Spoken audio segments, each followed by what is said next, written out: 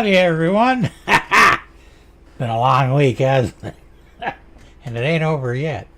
Anyway, let's go say hi to everybody. So bring up your thing here. All right, let's see who got the cookie. Looks like Tom Grassi got the cookie. All right, Tom, good to see you in here and enjoy that cookie. Gerald Stewart got the half cookie. Gerald, good to see you in here. Chuck Shriver, good to see you. The Gigliottis, Ray, how's it going? Good to see you here. And Schuylkill River Valley, John, happy birthday. Good to see you here. Yeah, let's see who else we got. Dundas Junction Model Railroad, hey James, good to see you here. And who else? John Nippenberg, hey John, good to see you.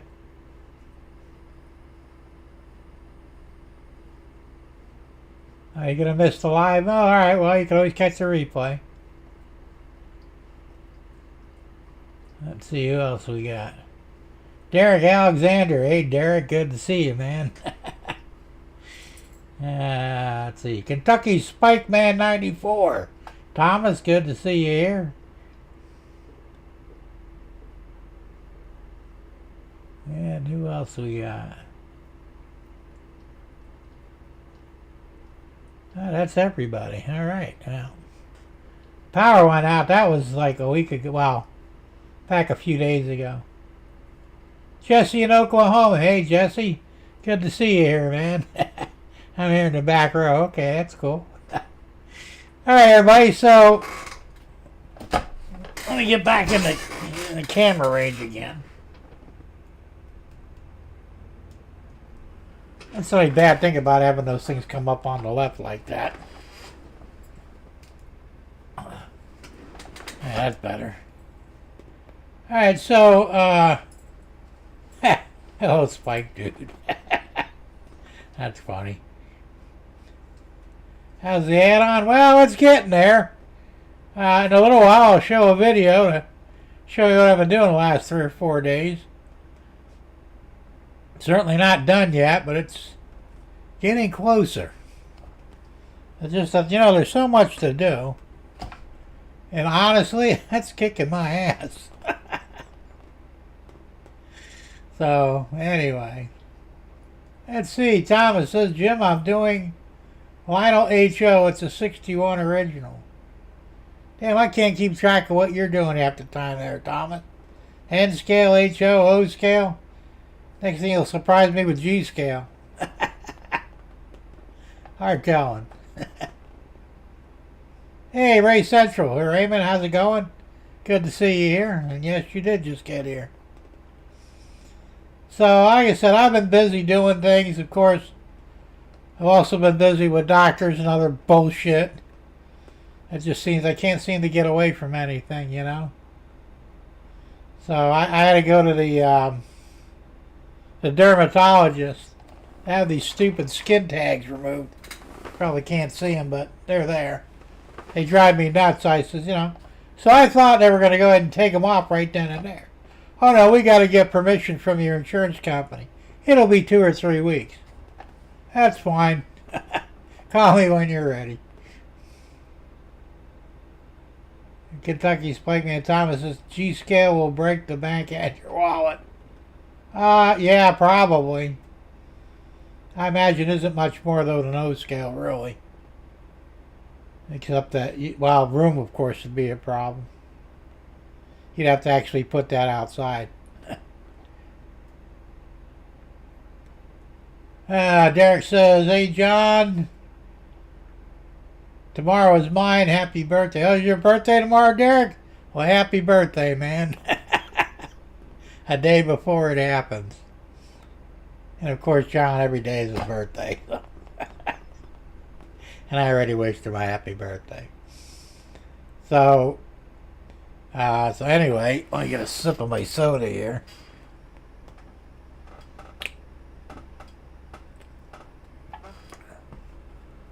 Yeah, I guess everybody here that's going to be here. Yeah, Thomas, G scale is garden scale. It's just bigger. Yeah.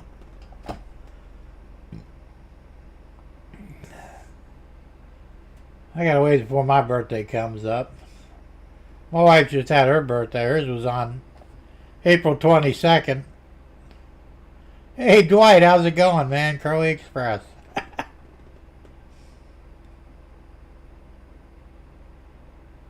So, everybody's having birthday. My tenant, her birthday was yesterday.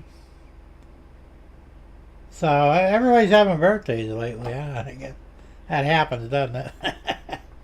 Which I guess would be a good thing, because if you're not having a birthday, well, yeah, you're probably dead. We don't want that, so, you know. And Thomas says, mine is May 16th. Well, yours is coming up then, Thomas. And I'll probably wish you a happy birthday next show.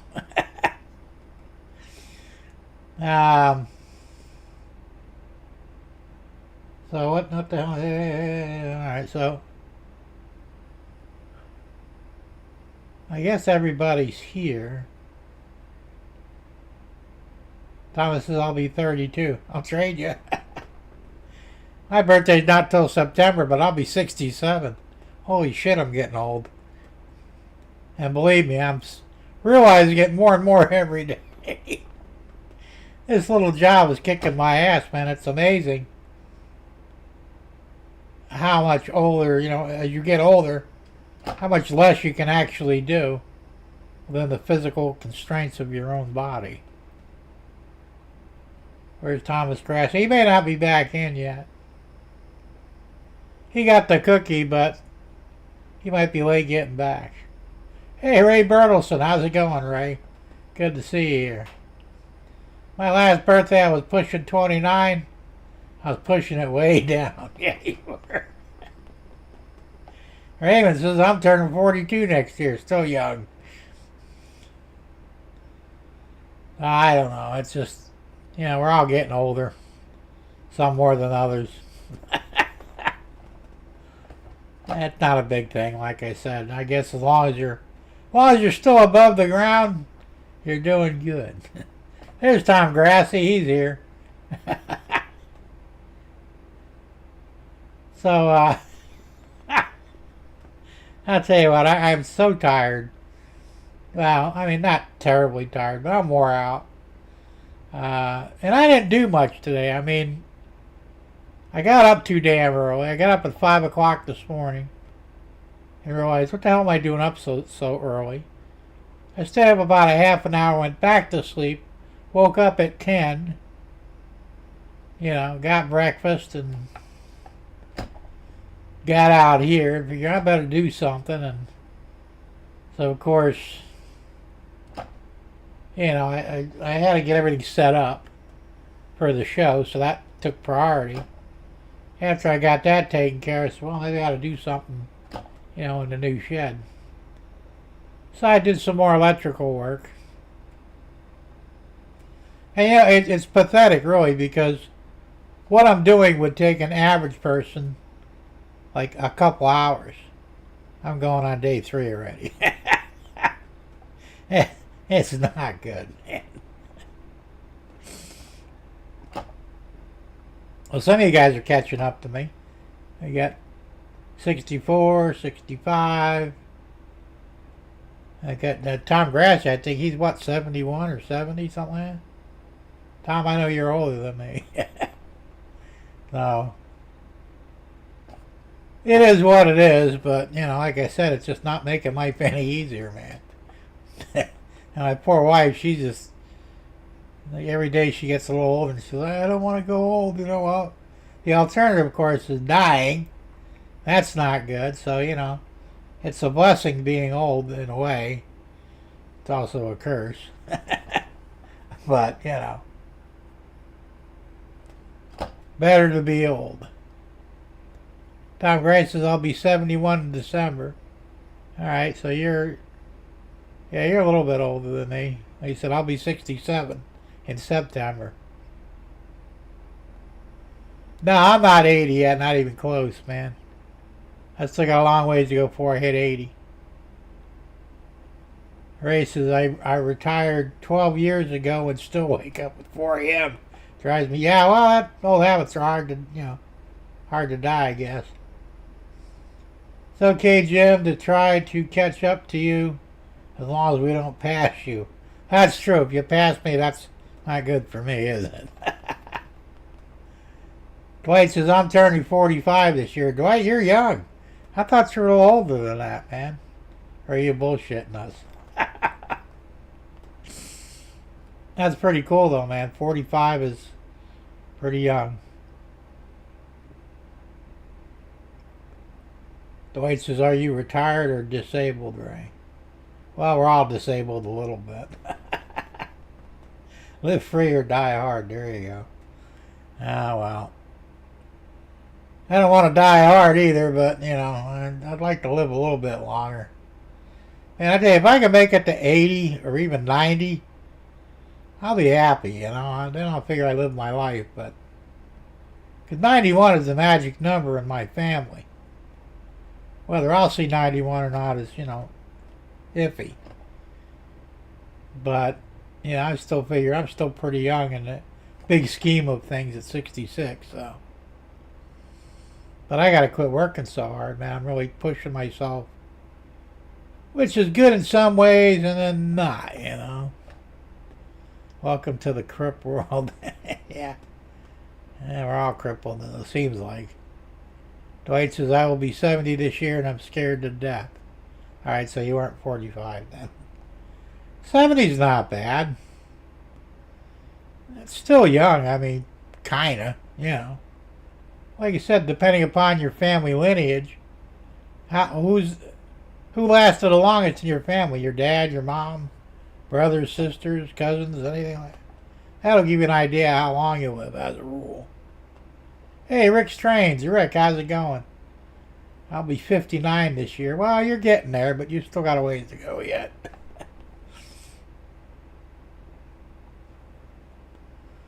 Like I said, we can sit here and complain and piss and moan about whatever we want, but the bottom line is we're all still alive, and hopefully we'll be that way for the, immediate future.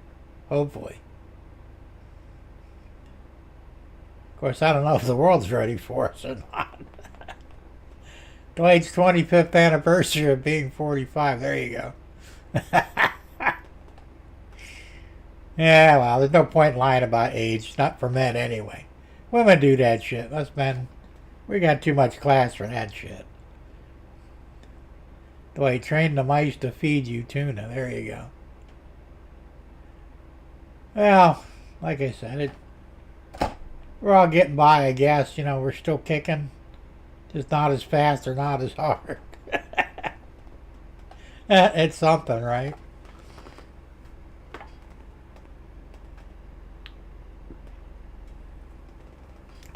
Well, I'm guessing most everybody's going to show up is already here, so I'm going to run the video and then we'll get into a little more deeper aspects of what I'm doing here.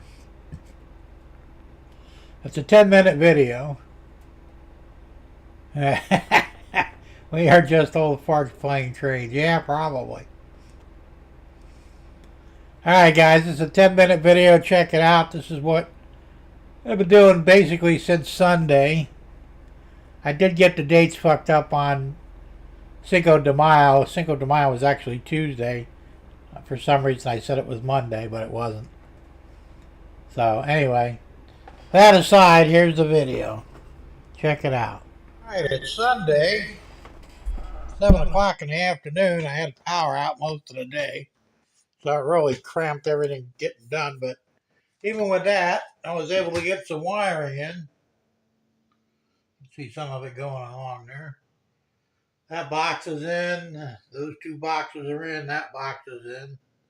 And the wall is, well, partially up. I got to finish screwing it down yet. Tomorrow, I hope to get the back wall in and this front wall in. And hopefully get the electricity finished out and maybe even possibly get the outlets put in there and powered up. So we'll see what happens tomorrow, but right now this is where we're at. By the way, this one light makes quite a bit of light. Kind of hard to see, but without it, this is what it looks like. It goes dark pretty quick.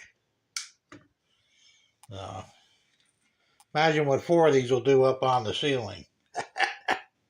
All right, well, thanks for watching and stay tuned for more, and we'll see you in a bit. Hey, everybody, it's Jim Tedesco, Millennium County Railroad, version 2.5. And there's Pogo, relaxing in the shed. Today is Monday, Cinco de Mayo, so happy Cinco de Mayo to you.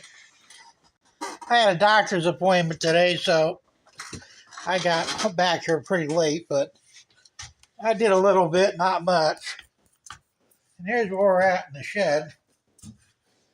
All the wiring is, well, technically in, at least in place. I did wire up an outlet over here. I gotta find my covers and get that covered up. And I got this wall up here. Still gotta trim it. And I've got the hole for the sink, the water supply line, which you can see it right down in there. I gotta put an elbow on that and then hook it up to the sink's gonna go right here. So we'll see. And then I still got upper walls to do yet, but I'm not in a hurry to get them done. Then I've got to get this wall over here up. And probably after that, I might go ahead and attempt to do the ceiling. And then I could fit the upper wall section so that it'll hold the edges of the ceiling up, because the only place I have to actually strap the ceiling is this center beam here that goes all the way down. There'll be 2 4-foot wide sheets of fiberboard that are approximately 6 foot long, which will make up the ceiling. So, of course, I've been trimming. I still got some trimming to do. I got to cut that off there, that little metal piece. And it's just little nits and bit things. Now I've got to get some corner pieces as well. Nothing's actually technically straight here. That's just the way the shed is. So, I mean, there's little gaps here and here, but they said I'll put some corner pieces in, the butt nose up, and we'll get that going. This is all the foam I had to cut off that was, overlapping here, so I still got more to cut off, but little pieces here and there. As you can see, this place is a raging mess. And I do mean a mess. And there, inside that package is another spool of 14 2-gauge wire, because I ran out. And, you can see that just everything is, well, let's just say it's a big clusterfuck. That's just the way it is.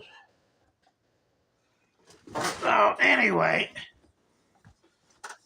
this will be, I'll put this together with the last video, and you guys will get to see it on my Thursday show. Now, tomorrow's Wednesday, and I expect to get a lot more done. I'll have the whole day to try and accomplish something in here. Like I said, it's slow going, but, slow and steady wins the race, right? All right, guys, thanks for watching, and stay tuned for more. And there's Pogo still sleeping there. Buddy, today is Wednesday, day before the show. I cut out that excess piece of board that was on the right-hand side here. I got the left-hand wall, or the front wall, up. At least the lower part of the wall. It came out pretty good. And I also got all the electric, well, some of the electric in. Outlets and covers are installed. One there and one there. So, the only thing I've got left to do is I've got to cut a hole over here in the front wall. 2 holes, actually. for the junction box and the light switch. So I might work on that a little bit tomorrow before the show starts. Anyway, that's where we're at. Things are coming along. It's just time consuming, so stay tuned for more. Thanks. Well, there's Pogo. He's relaxing while I'm working my butt off. Must be nice. All right, let's get into this. Today is Thursday, May 7th, the day of my show. I'm not doing a whole lot today, just trying to button up some minor issues. And you've seen pretty much everything here already, so I'm not going to keep going over it. What I did do is, I'll tell you what I got. A light here for some reason. Weird light. It's probably because of this. Move this over to this side. Does that make a difference? Yeah, there we go. Alright, that's for the light switch. Not wired in yet. I'll get to that in a little bit. And down below it is a junction box. So that connects the wiring. It goes up and over and down here, and that's going to connect to the electrical outlets that go down the left side of the shed and the double duplex on the wall behind it. So we're going to get that done at some point too. Thing almost got away from me. I don't know when, probably not today. But yeah, you see this light double duplex socket here is dead right now. And there's the wiring for both. Of course, this will be probably, I'll run a new wire straight to the outlets. And this is for the outlets down the side of the wall, all the way on that side of the shed. So I'll put a junction box in there, tie it all together. Yeah, I might just use this wire anyway because I can. And that'll tie in everything and we'll be good to go. So anyway, that's where we're at. The place is still a major mess. Of course, it's going to be. I was going to move the sink holder bracket on the other wall, but I didn't do it yet. So everything's sitting right there. And, well, let's just say it's a major mess. Anyway, that's going to be it for the video for today. I'm going to go ahead and put this together and air it tonight on the show. Here's the switch, by the way.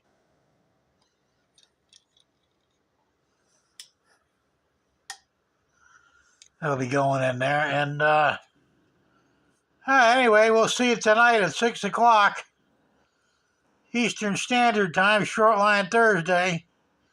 You want to make sure you're there to see all this. Of course, I don't know why I'm telling you this, because you're not going to see it till you're actually there, but hey, that's half the fun. Then there's Pogo again. He says make sure you watch the show tonight. Anyway, we'll see you in a bit. Thanks for watching. That was 10 minutes of boring fun, wasn't it? In answer to your question, James, had I known that this thing was so poorly built, I would have just made it. I would have used wood framing, but I used the actual shed parts that came with it. They're terrible. And even though I did the best I could with leveling and all that, it's still not perfect.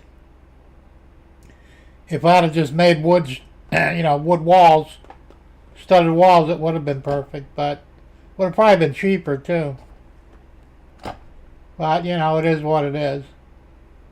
And Tom, I did buy one of those. It's called the garden stool on wheels.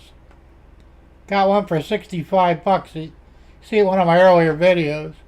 I'll drag it in here to do the lower screws because, like you said, it's the only way to get close to the floor without actually getting on my knees. So I'll bring that in at some point. Appreciate that, Derek. It's getting there. I wouldn't call it great, but it's getting there. It will be when it's done. I mean, you're seeing all the flaws because I haven't covered them up yet. But when they're all covered up, trust me, it's going to look like a completely professional job. No, hopefully, anyway. Chuck, yeah, it's getting there. Appreciate it. Thank you. Pogo is a shed foreman? Yeah, he could be. Jim keeps Jim working, yeah. That dog got it made. He just lays under there and sleeps. I do all the work. Well, I wish I could teach him to do some of this shit, you know? But that ain't gonna happen. So what I didn't film is I put the box in on this wall behind me. And I would have tied in the electric, which would have controlled this double duplex outlet out here. And all the outlets going down the wall on that side of the shed, because that's run by a switch. But I ran out of yellow wire nuts. I have these big blue fuckers, but they're just way too big even for putting together 3 14 gauge wires.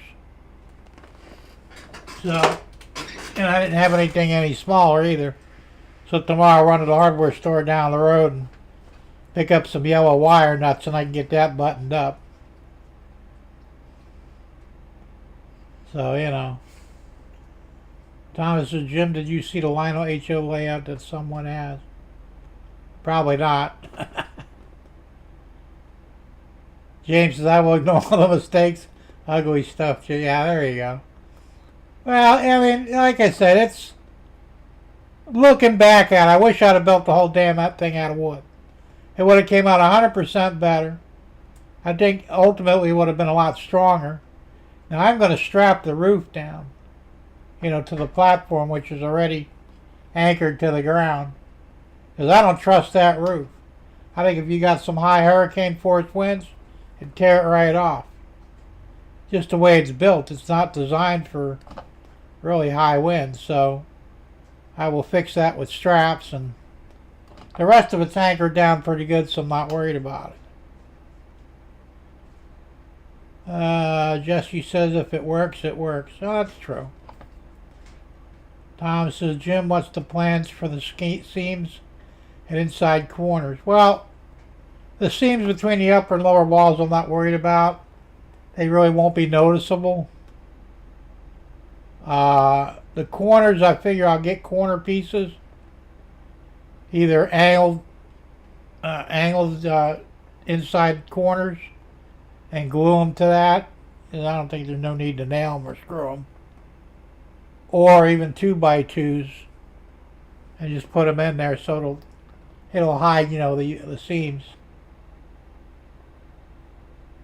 I mean, if the seams were really noticeable on the horizontal, I could put a piece of trim up there, and that will solve that problem. So,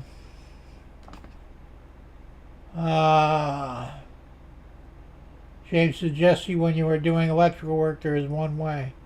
That's true. Don't blue wire nuts equate to blue balls? No, Ray, they don't. But they are big. I had a package of those. I don't remember. I think it was. I did wind up needing them for something. I don't remember what it was for. Something in the house. I was running with, running heavier wire.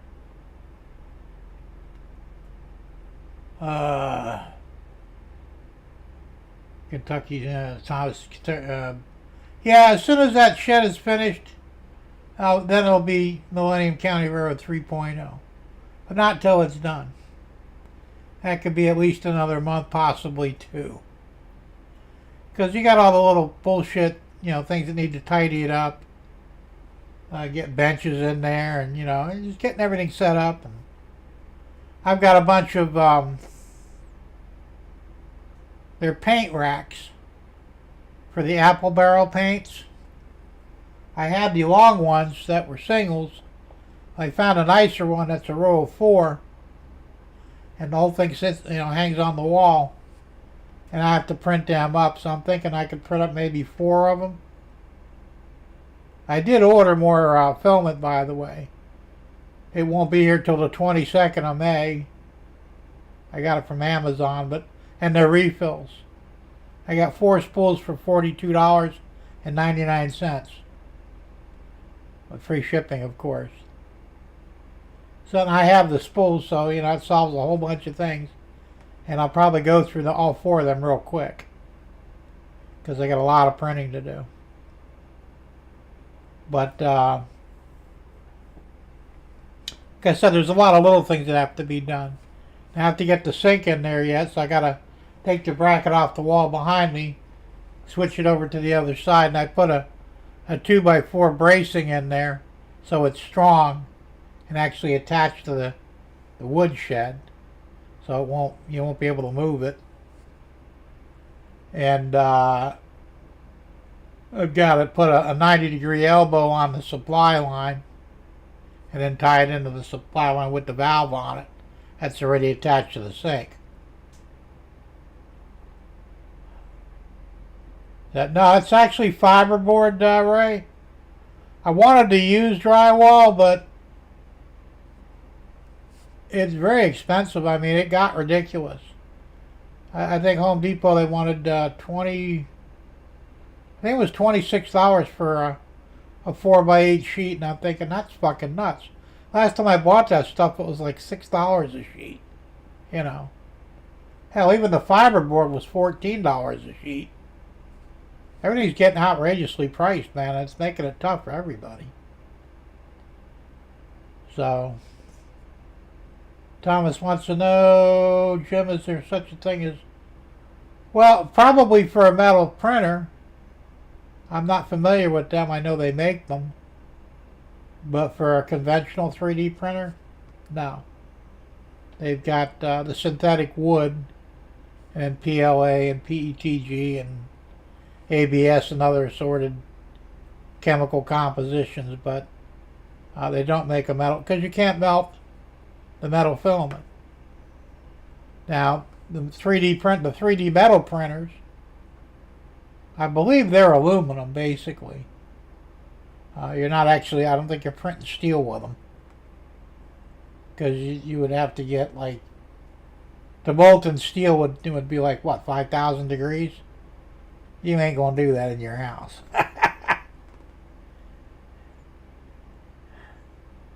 Yeah, and you're right, Derek. They do make cement 3D printers, because they're actually 3D printing houses with it. Well, composite, I guess that would be technically... I think they can do carbon fiber too, I think. Some of the more specialized ones will. Mine won't. Mine does basically PLA, PLA Plus, PETG, and oh shit, there's another one it does. I can't remember what it is. It's a more flexible one.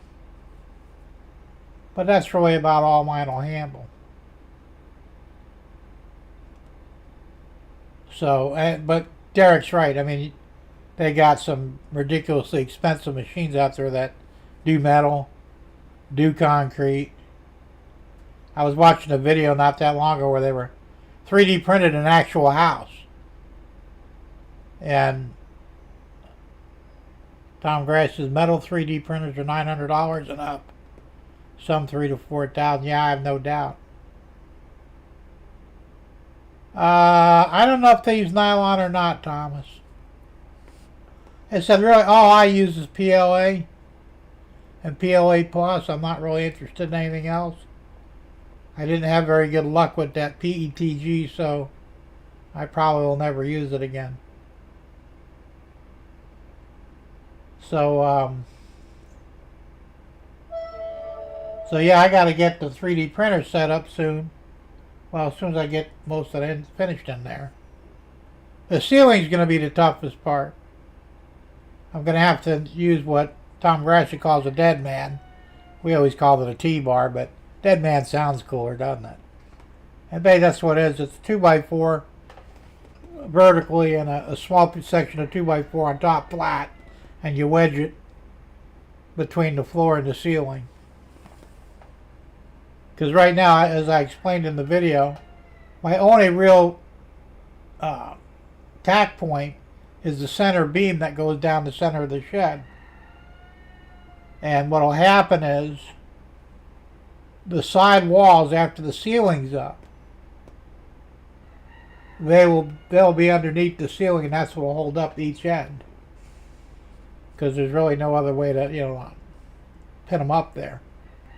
That's why I said, I really didn't think it through when I bought the shed. I just figured, how hard can it be, I thought it would be built a little bit better. But it really wasn't. Ray says, I have some TPU filament, looking for any sites to print bracelets. Anybody know of any?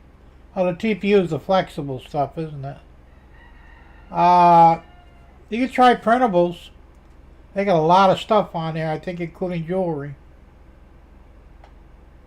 Check it out. Ray says, I had some Mex-made press board. They got deported and the wall fell over. Ray, you're a clown, man. But funny. They ever make Delrin plastic for the 3D printer yet? I have not heard of any, because I know they make a lot of stuff for the trains made out of Delrin.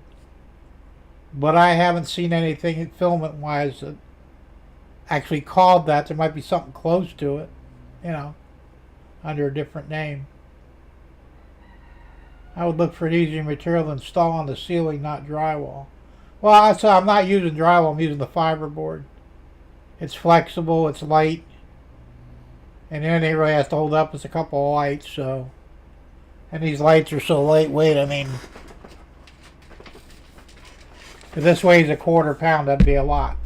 Literally, it's lightweight aluminum frame, a flexible plastic lens, and LEDs that, I guess, go down the length of it.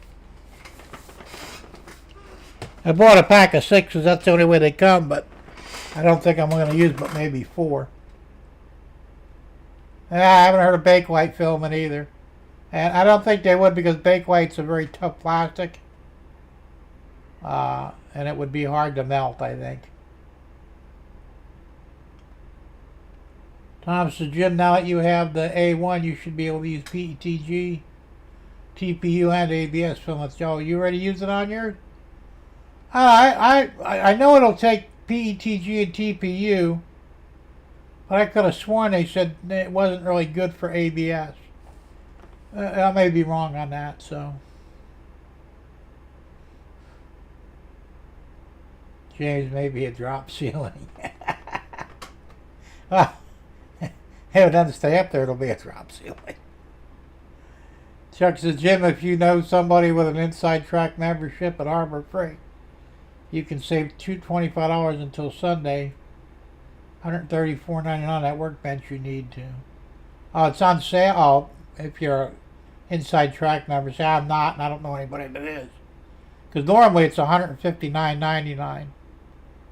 But every now and then it does go on sale, even if you're not an Inside Track member. Now, I bought this one for $129.99. That was like 5 years ago. So I'm kind of waiting to see if it goes on sale. This one's going to go in the back for the printers, and I'll put the new one on this side of the wall as my workbench. So Delrin is what caboose it makes the manual turnout controls out of strong and slippery. Yeah, I think you're right about that, Derek. Dwight, maybe, but on an angle, not sure. I need to get me a 3D printer.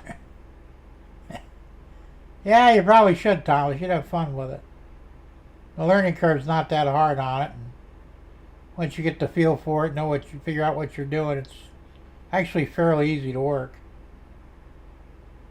Haven't seen or heard of Bakelite since the 60s. Same here, Ray. I remember when I used to make car batteries out of Bakelite. That was back like when, in the early 60s. That's when you couldn't put them on concrete because it would drain them. Something to do with the Bakelite and concrete. But now that they're not made out of Bakelite anymore, you can actually set one on the concrete and it won't discharge it. Jesse says, pizza's here, gotta run. Talk to you later. Okay, cool. Enjoy that pizza, man.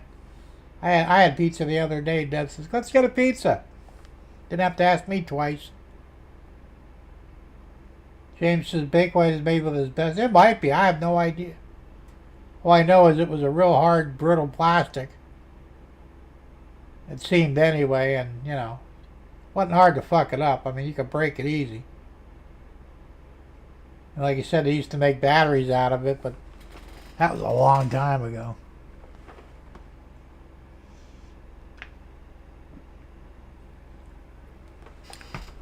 So the way I got it set up, see, before I had all the outlets, including the two that were there before I cut the doorway out. They were on all the time. But to simplify the wiring, the switch over there that controls the left bank of the shed for outlets, I went ahead and included that double duplex in there. So that won't come on unless the other outlets come on with it, but it simplified the wiring. Otherwise, I would have had to run a whole other piece of wire in. And, you know, there's no reason to do that because there's no real draw in the circuit anyway. So, and this way, if I do need to use an outlet for a soldering iron or something, because I'll probably move the soldering station there, I'll just flip on the switch here and go about my work.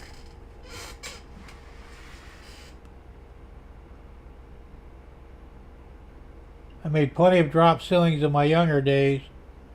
Then the boss finally told me I had to put the screws into the rafters. I've done a few drop ceilings too. They were real popular for a while, especially in kitchens and bathrooms. Now, not so much, you know. Thomas and Jim, I was in Madison, Kentucky. On the parkway, I seen a car on fire. Huh. Bummer for him. Tom says, just had to yell out the idiot across the street. Had tree branches in the street so they cannot park there. He started moving them. Gave him hell and he ran into the house. Good for you, man. Where is he moving them to? On your property? That would have pissed me off. You know, now he would dispose of them. I said, maybe let him get a little bit of leeway there, but that's bullshit either way. Hey, Modeling Steel and HO, how you doing?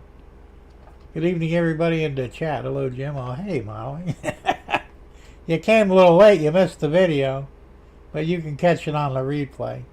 It's 10 minutes of what I've done on the expansion shed. In some ways, kind of boring, but you know. I gotta document what I'm doing here. Otherwise, nobody believe I was doing it. So, but,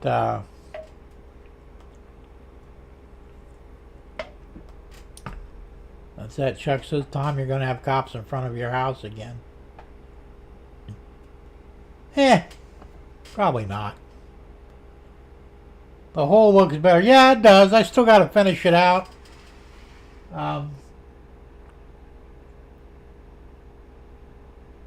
I'm not going to go to Home Depot tomorrow. I'm just going to go to the Triangle Hardware. It's a little closer to get the yellow wire nuts that I need.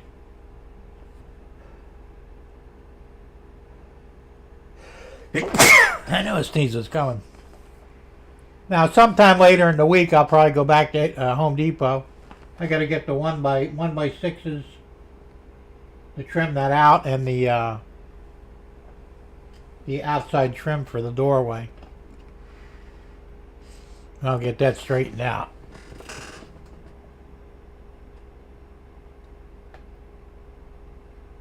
Tom says, Chuck, they're too stupid to call the cops. Well, and they'd be at fault anyway because they're technically trespassing on his side of the road.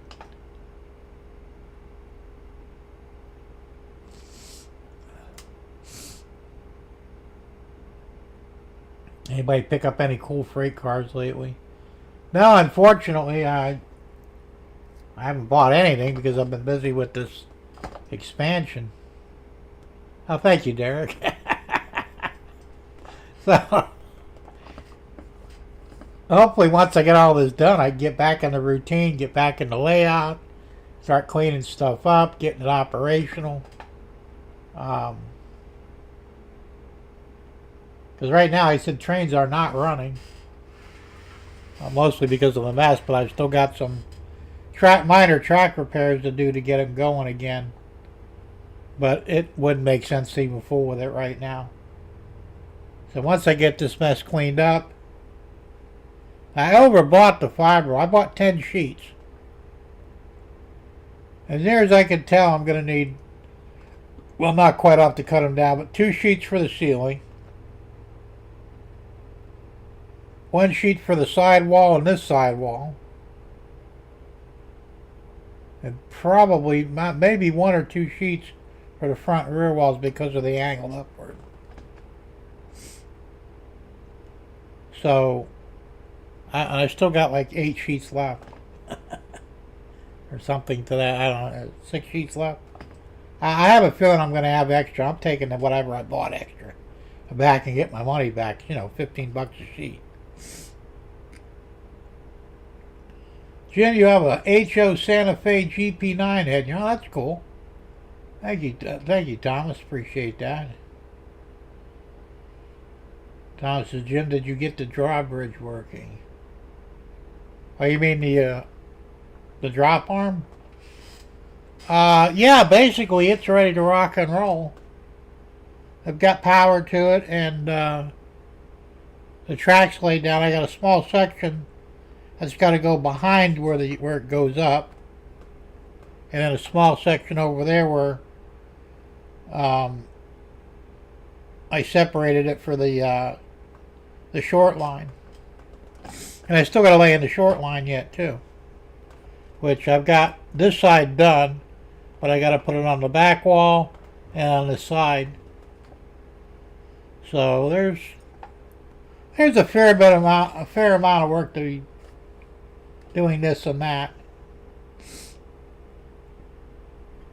Well, like I said, right now it's kind of on the back burner because I got to get this shit cleaned up, get it done and cleaned up. I mean, my wife walked in here today and she was, I feel claustrophobic, and of course she is claustrophobic. I'm not, fortunately. But it's very, very closed in here right now. There's not a lot of room at all. Everything's packed in, and of course, like I said, once I get, some of the tools I could put back out in the garage when I'm done with them.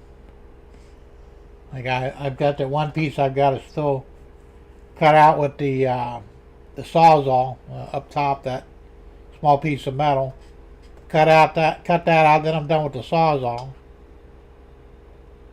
And the only thing I really need in here is the jigsaw and the drill. And the drill's in here full time anyway. But I already took out the skill saw, the vibratory tool, whatever the hell you call that thing. And I'm done with it. And so I got a handsaw in there, I could take that out. There's a whole bunch of stuff in there I could remove, and probably will tomorrow. So, it's going to help. Once I get these fiber boards done out of here, that'll be good. Yeah. So, Thomas says it's an AHM. All right, no, that's a good brand. Modeling Steel says those AHM GP9s are still good pulling engines. Ran mine until it died. There you go. I'm sure I'll make use of it. And I'll probably repaint it in the new livery colors anyway. The Millennium County ones. Because and that's another thing I've got. I've got like 5 locomotives that have to be repainted yet into the new paint scheme. So there's a ton of work for me to do, It's just I had to put everything on the back burner till I got this expansion done. I had a feeling the expansion was going to, take a little bit of time because, I'm not fast. I mean, prior to my stroke, which was, back in '07, I could have done all this shit in 3 days. One day to put up the foundation floor and the shed. The second day to get the inner walls and ceiling in and electrical and all that. I mean, I used to whip through this shit. It was a piece of cake, I can't do that anymore. Hell, it takes me an hour to wire up an electrical box. One, I can't stand for any length of time. And this is the only chair I can really comfortably sit on. And to drag this in there, it doesn't roll well. So I got a wrought iron chair in there, which is okay, but it sits low, it's hard to get in and out of. So I tend not to use it too much, it's just easier to stand. But like I said, I can't stand for very long, so I can get, one wire done. Now I gotta go sit down. Sit down for 5 or 10 minutes, come back out to do the second wire. Go back, sit down again, do the third wire. And then I gotta put the outlet in there, manipulate it to fit in properly, get it screwed down, and take another brief break and do the cover plate. I mean, that's my life anymore, man. It's just everything takes fucking forever, It is what it is. Now I've kind of gotten used to. I've accepted it as my new reality. So yeah, it sucks in a way, but it is what it is, And like I told my wife, I ain't doing none of this shit no more after this. That's the last big construction job I'm doing. And then I'm going to do the tip out for the helix, but that's relatively small in comparison. And I'm going to build that in place, basically. Basically frame out with 2x4s. Get a fixed covering on, ceiling cover. And probably water treat it so, it won't rot. And I'll probably use a pressure treated piece of plywood. Or I could angle it and put a couple of shingles on it. I'm not sure yet. The bottom floor is going to be fixed, same deal. And then the 3 sides will be doors, it'll be hinged. That I could padlock so that, you can't actually get into it.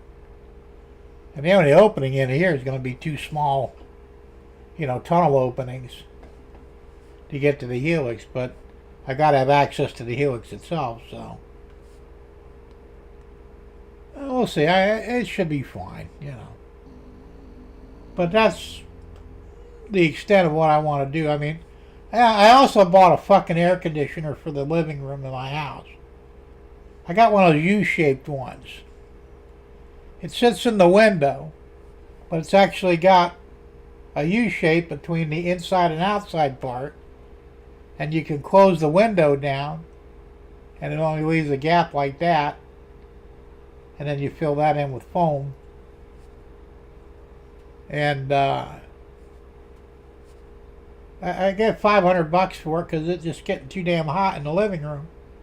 The bedrooms are fine because they've got the mini splits in them, but I have no air conditioning in the living room, dining room area. So this is it's an inverter drive, just like the mini split, so it'll be cheap to run and very quiet. And it should do a pretty good job of cooling the center of the house. So, fingers crossed. Thomas and Jim, it runs good. Okay, well, I'm sure it does. And I appreciate that, man.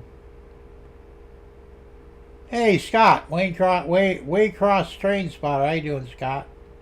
Hi, Jim. Did you see Mark Hamill post play Luke Skywalker? Nah, I don't quite understand what... I saw him in the original Star Wars, the first 2 or 3 he was in there. Oh, didn't he do a cameo appearance in the last one? But, he's an asshole, I used to think he was pretty cool until I found his politics. He's worse than most Democrats. So, I really don't care what he thinks or says or what he does. Modeling steel asks, isn't there a company that makes a helix? Anybody remember the name of the company? I think it's European. Actually, there's several companies. The problem is they're very expensive. I can make one just as good using similar materials for like a tiny percentage of what one costs. I looked at for what I need. I basically need probably 3 levels, possibly 4. So I think there's 22 inches between the top level and the bottom level. Well, to get one in that dimension, I'm looking at $500 to $600, and they ain't nothing special. They use gator board, which is basically foam board, and even they use the gator board even for the vertical upright, the spacers and shit. Well, I could print the verticals, and I could buy gator board in bulk relatively cheaply. So, why not just make my own? Because I want to do it the easy way. Just buy one that's, basically just put together and you're done. Until I saw the price, I'm going, fuck that.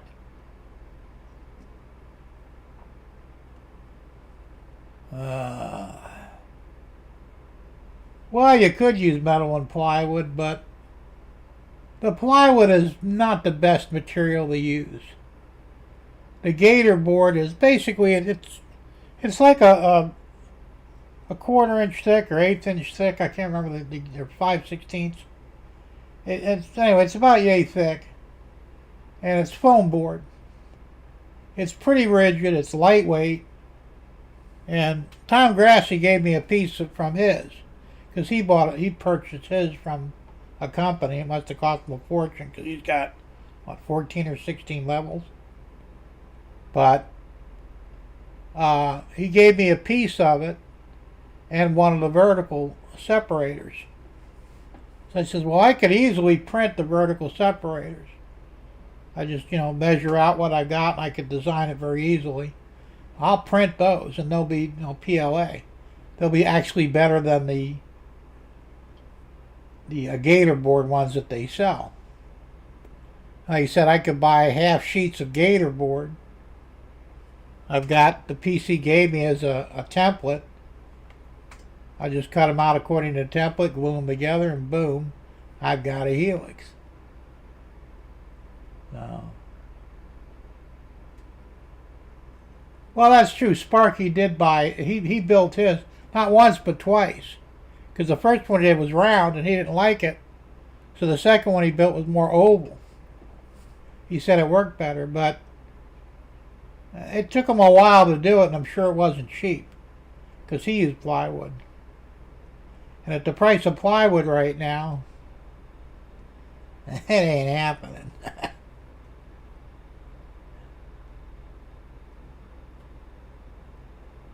Well, and that's the whole thing. Modeling is the gator board, which is basically cardboard. It's a cardboard foam board. It's already strong enough to not be a problem. Because what are you talking about? Maybe putting a couple of pounds on any given part of it at any time. If you're running you'd probably almost need a consistent locos, 2 at least, to go up and to go up the thing. And the locos aren't that heavy, so it's like, yeah, that'll be fine. And of course, you make it stronger by using your verticals, which mine will be made out of PLA that I'll 3D print. And since they will cost like 50 cents to print one, maybe not even, I could put a whole lot of them in there to really strengthen the thing up, because that's where you're going to get your strength from, So normally they'd be like probably 10 inches apart, maybe more. I don't know.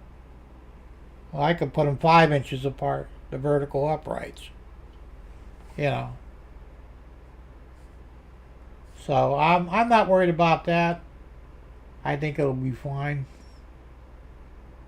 Spike man, you could probably build one out of spikes. Spikes would be too heavy. Yes, they would. And that's another thing too. You don't want anything too heavy because, you know, it's unnecessary. That, I mean, I could do one out of plywood. It's just, I think it would be more expensive. Like I said, plywood has really jumped up in price. Even you know, you'd want at least half inch. You wouldn't want anything less than that. If you tried to use quarter, it'd be too flexible. I mean, the gator board is actually stronger than quarter-inch plywood.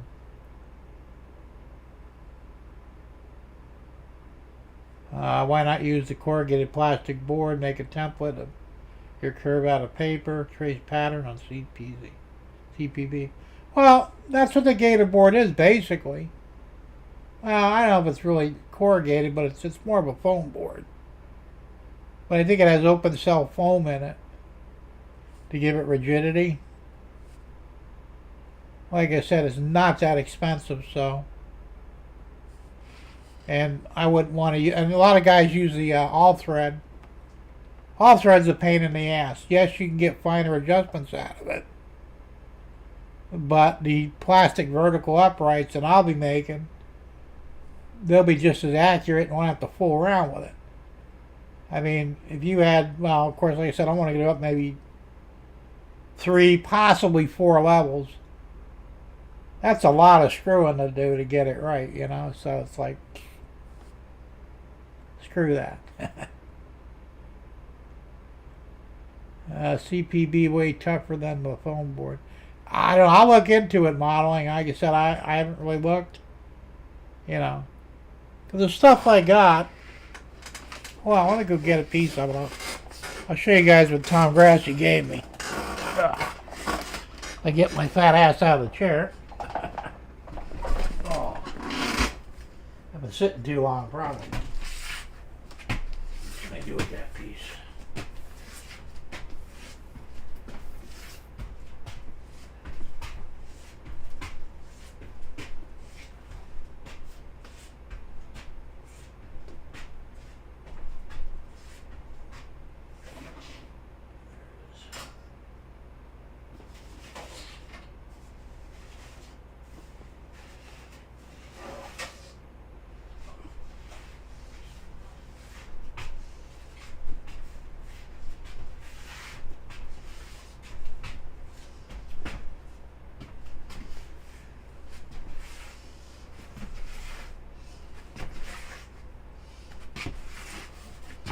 It's a very narrow walkway through there, so I have to walk sideways. Anyway, this is the piece that I got from Tom. Let me put my glasses on there. This is foam board. Just layered 2 pieces of cardboard and foam in the middle. I don't know if you can really see that too well, but it's pretty strong. I mean, you'd have to work at it to really break it. I mean, it couldn't stand on it, obviously, but it's pretty strong. I can't flex it.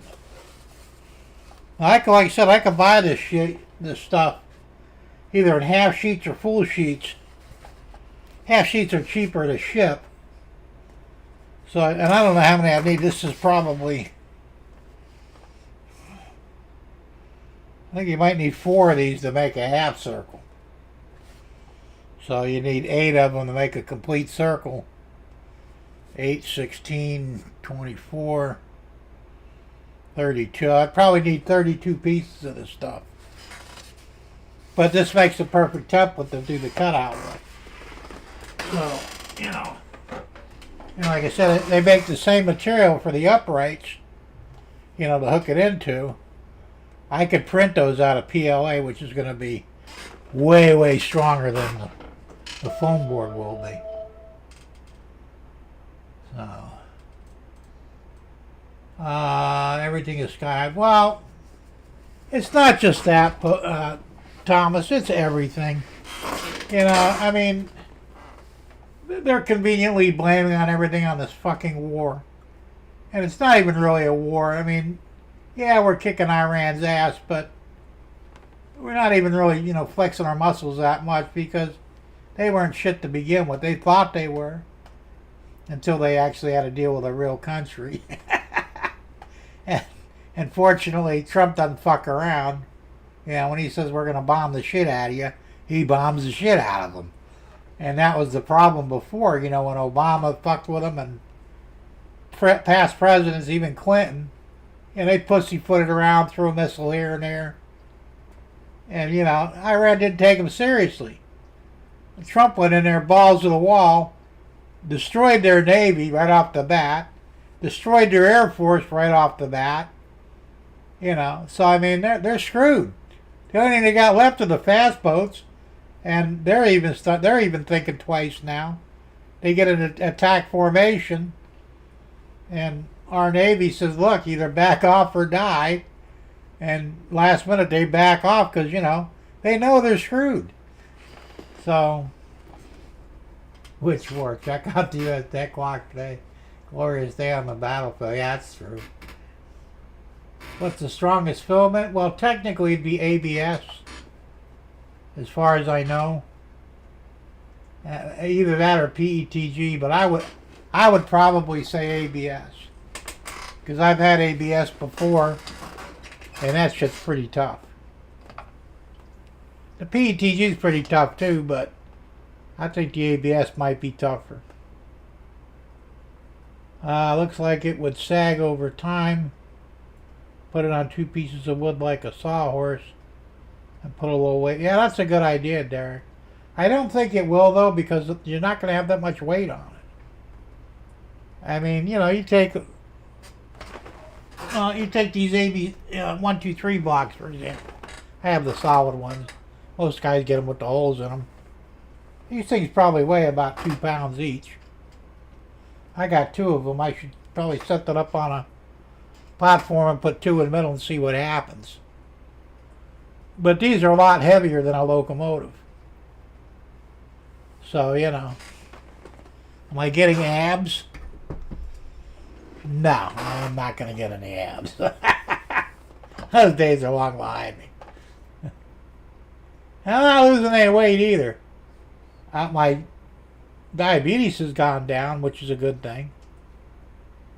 Does ABS hold up to heat after print? Yes, it actually does. That's why many years ago when I had my 6-wheel Le Mans, I wanted an overhead console, so I designed one and took it to a plastic company, and they made one. They molded one out of ABS for me, and it was only about, I'd say it was about 1/16 of an inch thick.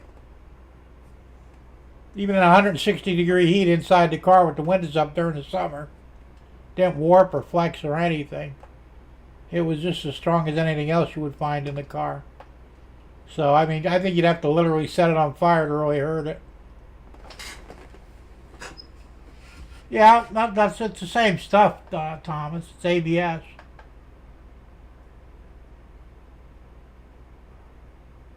I saw a post they found the Yorktown in the Pacific. Really? Cool.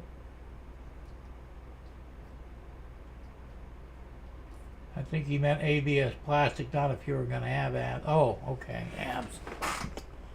I ain't gonna have no fucking abs, man.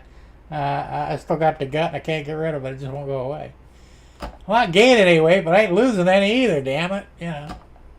Like I said, my diabetes has gotten better because I'm more active now, and I mean, I'm really pushing myself. I checked mine the other day, it was like 128, and I'm thinking, holy shit, it's usually never that low. But I think he meant, well, yeah, ABS is it's a good material to work with, but it's hard on a 3D printer because you have to use much higher temperatures, both the print bed temperature and the hot end temperature. I think ABS goes something like 260 or 280, something like that, Celsius. So, I mean, it'll work if your printer can use it, but it's not easy to work with. Let's talk Navy. Go Navy. There you go. LOL, mask up, and another virus. So, yeah, I saw that, Ray, but I don't know. You know, there's so much shit going on in this world. You know, they got hantavirus on the cruise ship. They got typhus in California. Both potentially deadly diseases. And you know where we're getting this shit from, right? We're getting it, you know, the hantavirus they think came out of Africa because the cruise ship was in Africa. You know, and unfortunately, they're just not very clean over there. And of course, the hantavirus is from mice. You know, contact with mice shit mostly. And the typhus, well, typhus is caused by, once again, poor hygiene. In California, well, you know, most of your Mexicans and a lot of your Arabs, there's still Arabs, wipe their ass with their hands. You know, so duh.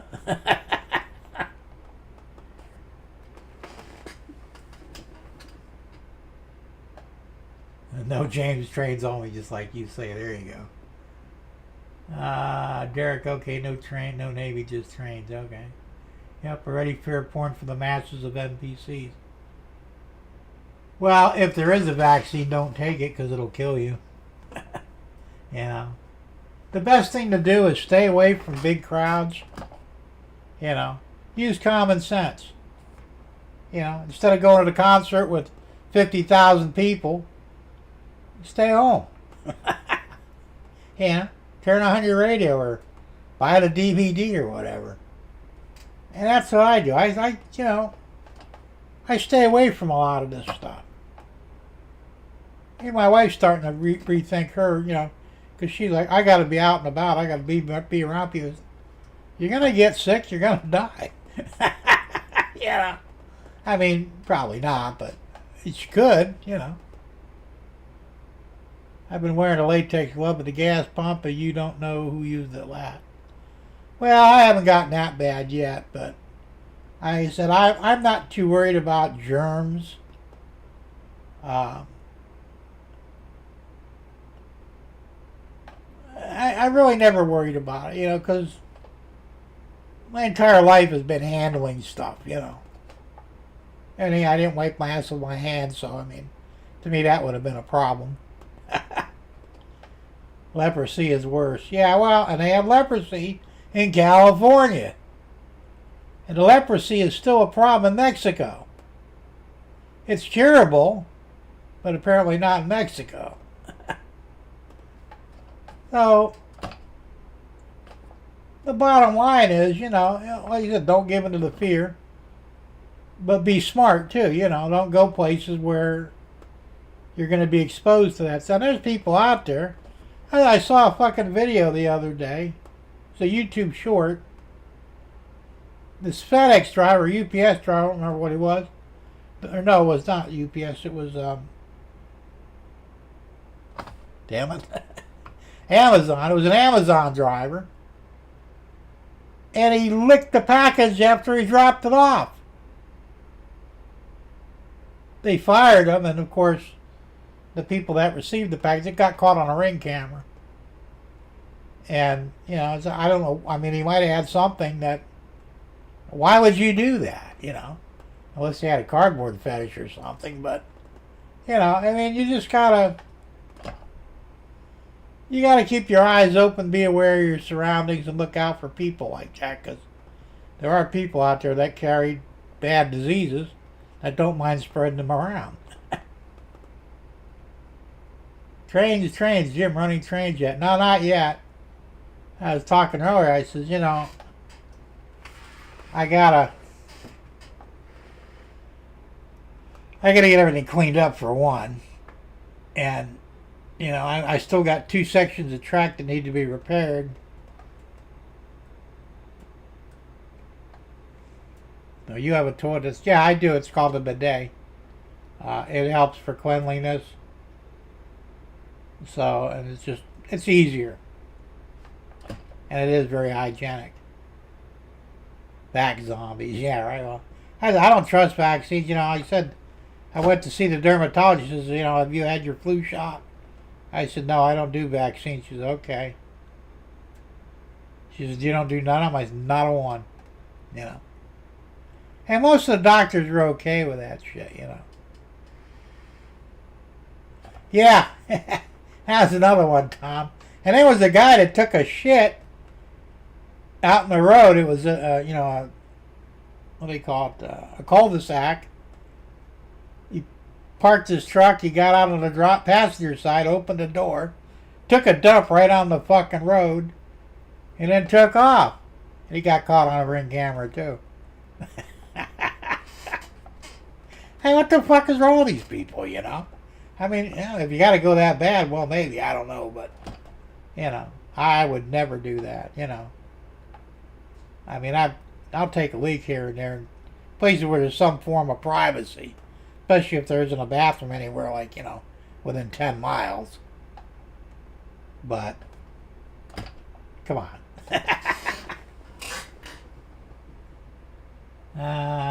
Derek, big secret I like reading about the U.S. Navy, its history. Well, the Navy's cool, you know. My dad was in the Army, and everybody knew was in the Army. So, I don't know much about the Navy, but I know they're not to be fucked with. And we got some serious shit out there, Navy-wise, and, well, Iran's finding out real quick that we're nobody to be fucked with.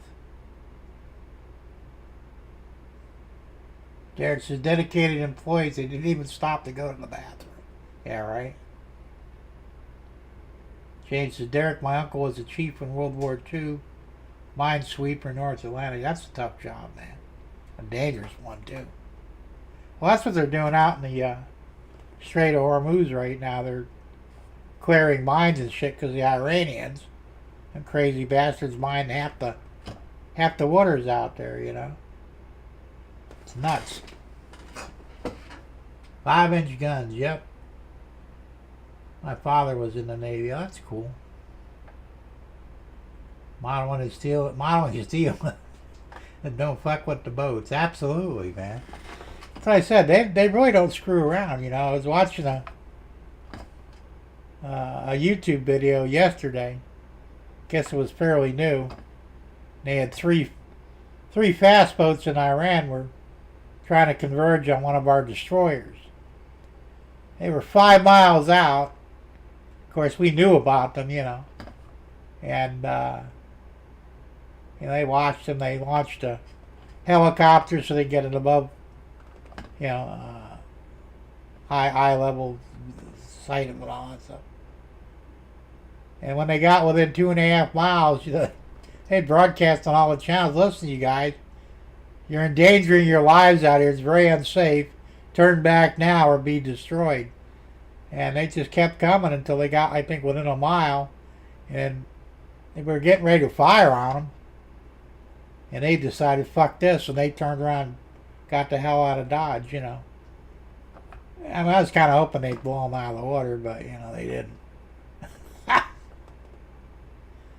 You get lit up doing that. I'm telling you, man. You know. And they got everything. They got missiles. They got lasers. They got conventional guns. You know, like 50 or was it 100 millimeter, 50 millimeter cannons and shit on the ship. You got to be a moron to want to fuck with one of them guys. You know, they're just gonna take your ass out. And I think the guys driving the fast boats figured that out real quick. They were trying a pretty complex maneuver. They thought they could trick the Navy and get one of their boats close enough to, you know, do some damage.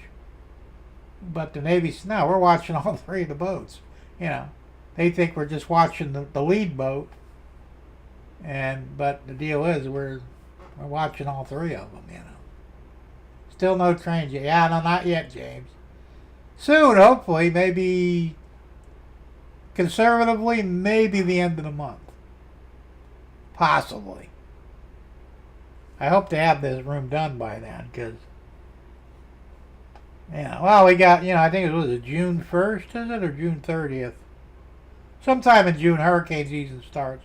Although, I'm not too concerned with it, because, you know, they're predicting a a big El Nino, which traditionally means no hurricanes. Even though they're saying, well, it might be different this time, and it might be even worse hurricanes, so I don't know what the fuck they're pulling. But, like I said, we're still in the middle of the state, so I'm not too worried either way. But I'd still like to get it done, operational, get back in the swing of things, and start dealing with trains again, because, you know, what's it been now? About 3 months since I've had my trains running? I think about 3 months, I think. Maybe longer. Hell, I don't know. I'm working on it. Like I said, I gotta get... It's so clustered in here. I mean, it's really bad, you know. There's so much stuff. I got a folding table in the middle of the road down there. Got my printer on it, my paint spray booth on it. I've got a bunch of other stuff on there. I've got every available flat spot that's empty has got something on it. You know, it's just the way it is. Model and Steel asks, any of you guys own the Scale Trains finger flat car? Finally got one, super neat freight car. Yeah, they are nice. I don't have one. I might buy one at some point, depending upon how expensive they are. Maybe I'll wait for them to go on sale. James says, I will be running trains this weekend. Well, lucky you. Must be nice. I wish I was, but not so much. I'll get them going, though. I just gotta get all this shit done.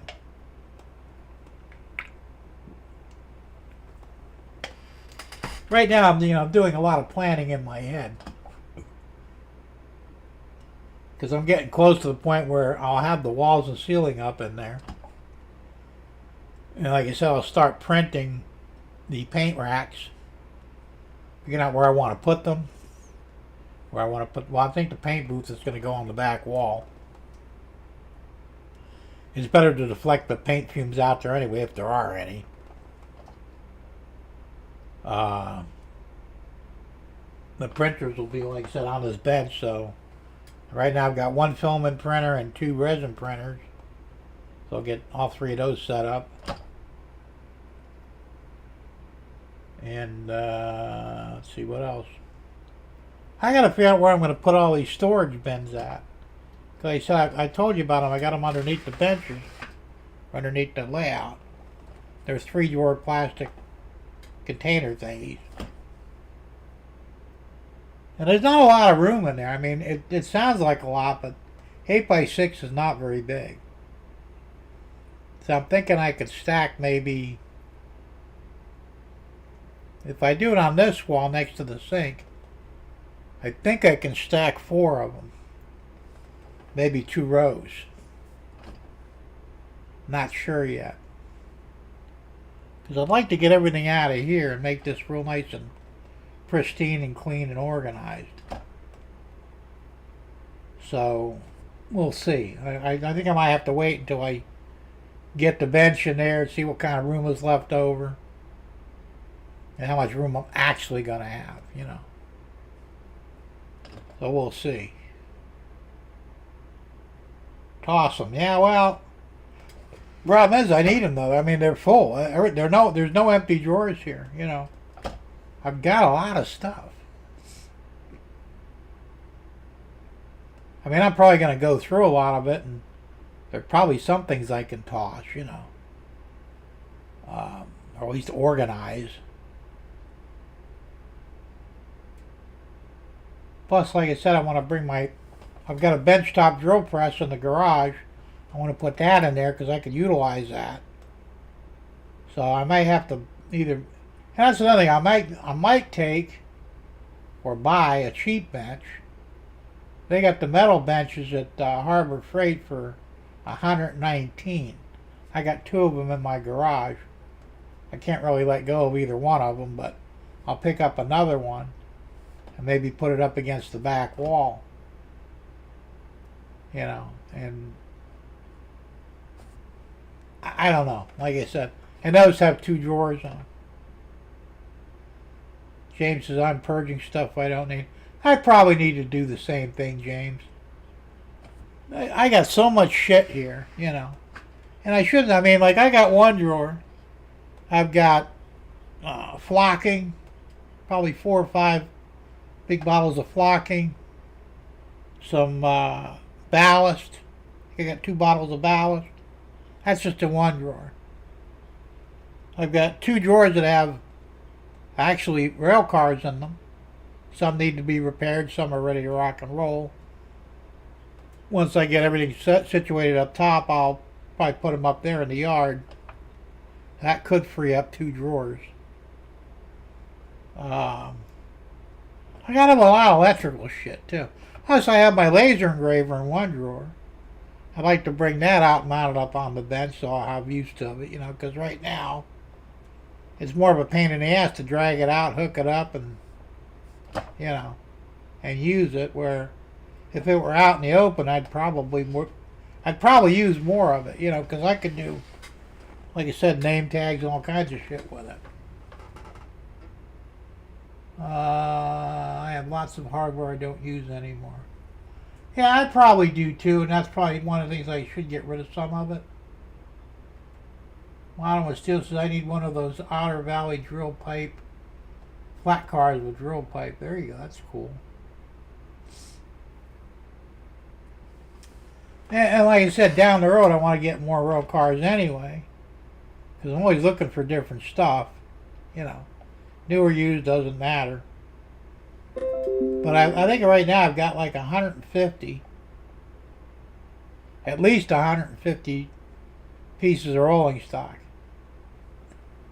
Maybe more now, I'm not even sure. And that's another thing, I want to do a roster for everything I have. I've never sat down and done it, but I will at some point after all this shit is done.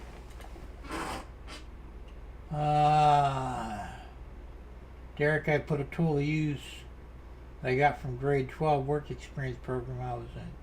Cool. I have the pipe load cars times 6. Okay.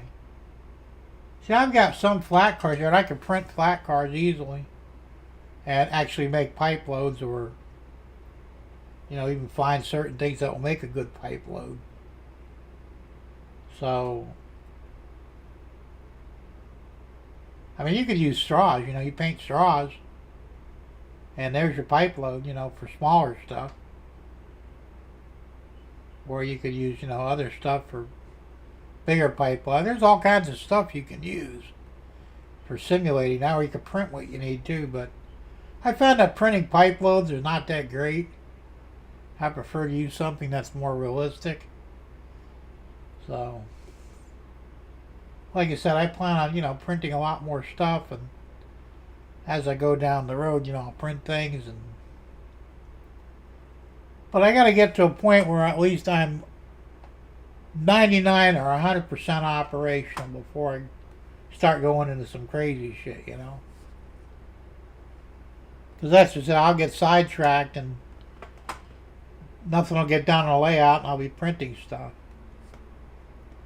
I know you need to leave at 8. We may knock off at 8 anyway. I don't know, because like I said, I only have so much to talk about. And I'm tired. I'm so tired. That's what I tell the dog. Pogo, I'm tired. Yeah. And he knows when I'm tired, no more playing, you know. Because he'd play 24/7 if I let him. I go climb into bed at night at midnight, and he's got a ball he wants to play. It's like, dude, I'm tired. I can't play right now, you know. So, but, I've got a shitload of tools. I mean, I've got hole saws, you know. And these are nice, too, if you ever got one. These are Milwaukee, a hole dozer. They pop off for quick change. And as long as you got these inserts that screw onto your hole saw, it's you know, you can swap them out with these. Basically just push them in place. They snap in and you're ready to go. This one here's a 2 1/8 inch. Because I'm going to have to drill a hole for the drain for the sink going out the side of the shed instead of going down. You know, go out and then down. And it makes it easier to keep it clean, too. Yeah, I saw that. Ted Turner, he bought it. He was only 87, too. He wasn't that old. No rant tonight? Well, not really. I mean, I got shit I can rant about, but I'm not going to. You know, I don't know if we got another dog. His name is Baron. He's small. He looks like he's got Dachshund and Terrier and maybe something else in him. He's very old. He's 10 years old. Got cataracts real bad, so he's not good at sight or nothing. Well, he's intact, you know. So they said, well, you have to bring him back in and we'll, you know, neuter him. And I'm thinking, why do you want to neuter a 10-year-old dog? We got no females in the house or even in the area. The dog is always going to be in the house except for a little fenced-in area out back where they do their business. I said, can't you just let it go? You know.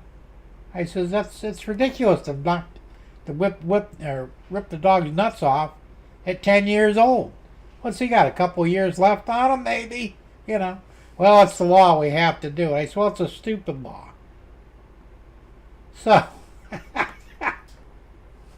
so the original date was May 8th, which is tomorrow. So we're going to take him in and get it done and hope he lives through it. Well, I get a call on Tuesday, this past Tuesday.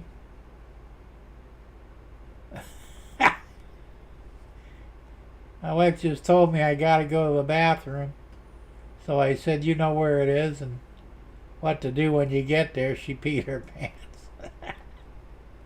A real artist. That happens. It happened to my wife a couple of times too, you know. Sometimes you just can't hold it. Like I said, when I take my water pills, you know, for my heart issues, man, it comes up quick and I gotta go. Out here I could just, you know, open the door and pee outside, you know, because I'm shielded from, you know, neighbors.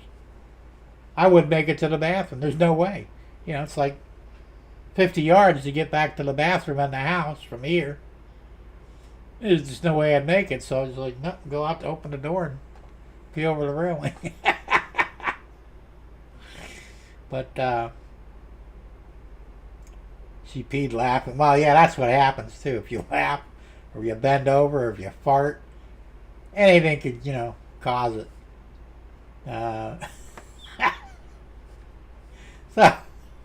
So anyway, I said, look, I said, there's absolutely no way you could just let this go. I mean, it just seems so pointless to, you know, knock the dog's balls off. No, that's the law. We got to do it. And I'm thinking, what a bunch of shit, you know. So anyway, like I said, they called me up on Tuesday. They said, we're reminding you of his appointment on the 11th. I go, no, it's supposed to be on the 8th. No, sir, you're wrong. It's the 8th or the 11th. No, you told me the 8th. Well, it's the 11th now. I said, all right, fine. I'll mark it on a calendar. So my wife called him up this morning and said, you know, I'm calling for Baron. And we were initially told on the 8th, which is tomorrow, to get him fixed. Is that still on or is it the 11th now? Well, I don't know where you got 11th from. It's the 8th. Once again, I'm dealing with stupid people. So I got to take him down there to get him, you know, get his balls chopped off. You know what kills me is up north, they don't take the balls off anymore. They give them a vasectomy. It's easier and safer. Yeah, plus it doesn't fuck the dog's psyche up. Because now, I mean, like I said, he's 10 years he's had his balls, and he's going to come home tomorrow without them. And it's like, why? Yeah. It just drives me nuts, man. Who comes up with these stupid laws anyway? Let's see. James says, have an antique drill press need to assemble. 75 years old need. Wow. That is old, man. I would put it, what, at 75 years? That's I put it in the 50s, right? Yeah, that's pretty old, man. Mine's fairly new. I bought it, I think. I bought it down in Naples. I think I got it from Harbor Freight. I didn't pay a lot for it. It's, it's modern. I think it's a 5-speed. You open up the cover and you can flip the belt to change the speed. Rail artist says bark might be pitched higher. That's it. He doesn't even bark. He's such a great dog. He's completely potty trained. He hasn't had any accidents in the house, which is amazing for a 10-year-old dog. And he doesn't bark. When the train goes by the backyard every morning, the other two dogs, Pogo and Lucky, they get into a howling spree. I mean, they're fucking loud. And Baron just sits there and looks at him like, what the fuck's wrong with you morons, He doesn't bark. He's a great dog. I paid $50 for him at the Humane Society. My wife wanted him. So I says, yeah, go ahead and get him, Great dog. Very well behaved. And I said, other than his sight being, I say he's nearly blind, but not completely blind. And he's just a funny dog to be around, so. All right, James, have a good one, man. Thanks for popping in, and we'll see you next week. Maybe I'll get to see one of your shows again, too. I haven't forgotten. I should have checked it out Monday, but I got sidetracked.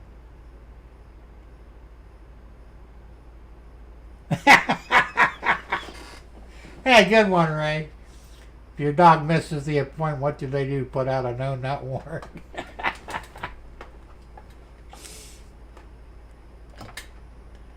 I don't know what they would do, to be honest with you. But it's just so stupid, Well, what's he gonna do? He's 10 years old. He ain't gonna knock nothing up. There's no females there anyway. I got 2 male dogs.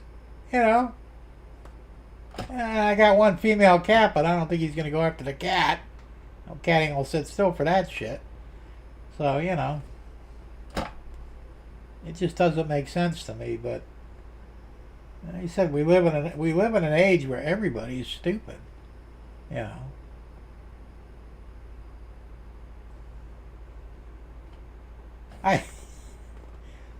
I'd say I rent out my guest house to a nice older lady. She's a year older, I think. No, she's my age, actually, I think. Well, we don't pay for it, Tom. That's included in the $50 I put up for the dog. Because it's Humane Society. If I had to pay for it, I'd say, fuck you. I ain't paying for something that's not necessary. So basically, it's already paid for. So anyway, my tenant, she was giving me cash every month, and the problem was her daughter, because she doesn't drive anymore, so the daughter would have to go to the bank, draw out the cash, bring it to her, and then Tina would pay me. Well, last month, it took like almost 2 weeks to get paid. I wasn't happy. I said, look, you can't do this. Rent's due on the 3rd. That's when you get paid. It can't be on the 4th, 5th, 6th, or 10th, or whatever. Got to be on the 3rd. She says, I understand. She said, I don't know what happens. I said, why don't you get a checking account? She has a bank because she's, getting disability. She says, well, I never needed checks before. I said, but you should still have them. I still have checks. The only person I write a check to is my wife every now and then because I give her money for, allowance every month. So I just write her check so she can use her phone to deposit in the bank, and then the money's there. So she went ahead, she got checks. She writes me out a check. Check goes through. Bank says it's good, no problem. So I'm paying bills and shit, And I already paid, I paid, Debbie gets half of that $600. That's her allowance. So I paid her. Fucking Monday, it shows they took the money back. And I got like $400 left in the bank. I'm going, well, I'm screwed now because I got 3 things that are going to auto debit here the same day. Car insurance, my Achieve loan thing and Starlink. $550. There ain't enough money in there to cover it. So I go see Tina. I said, Tina, your check bounced, man. She goes, well, let me call the bank, find out what the hell's going on. She says, the money's there. I said, well, I figured it would be, you know. So they actually discarded the check. They thought it was a fraudulent check because it was a new checking account. I go, that doesn't even make sense. You open the checking account. Well, she got checks on her actual account. They gave her the checks. You know, they're bank checks. They're not like third party or anything.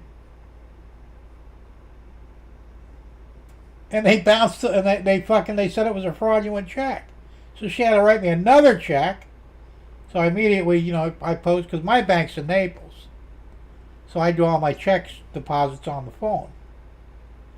Immediately got it in there. Of course, it went in early in the morning, and then that afternoon they said, well, it cleared, it's good. It'll actually show it as usable tomorrow morning. I said, that's fine. They said tomorrow everything's going to hit. So it did. It went through and everything. And like I said, the Starlink and the car insurance and the Achieve loan place, they all hit at the same time. Like I knew they would. So she asked me today, she says, is everything all right? I said, well, everything was all right last time too, except, you know, they let me have that money for 4 fucking days and they took it back.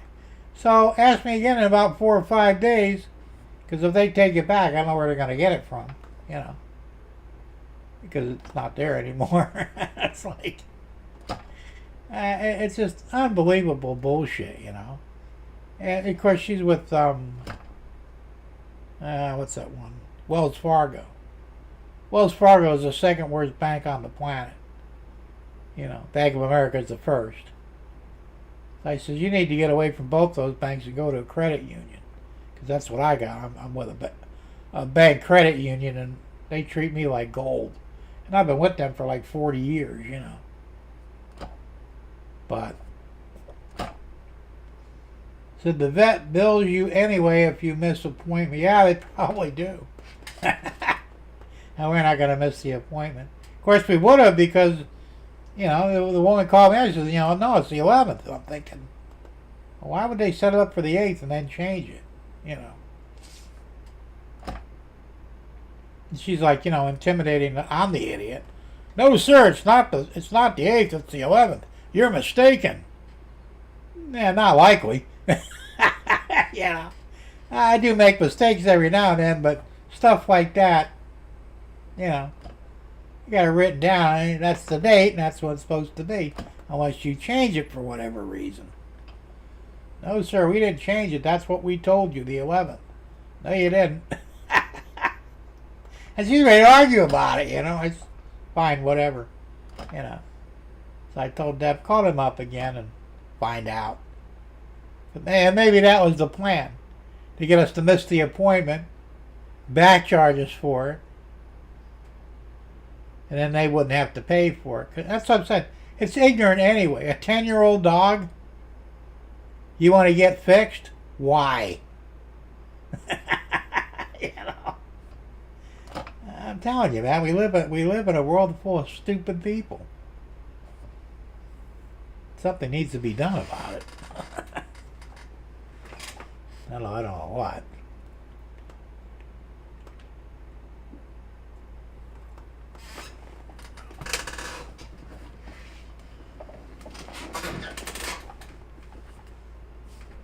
Between doctors and vets, they're all a waste of my fucking time.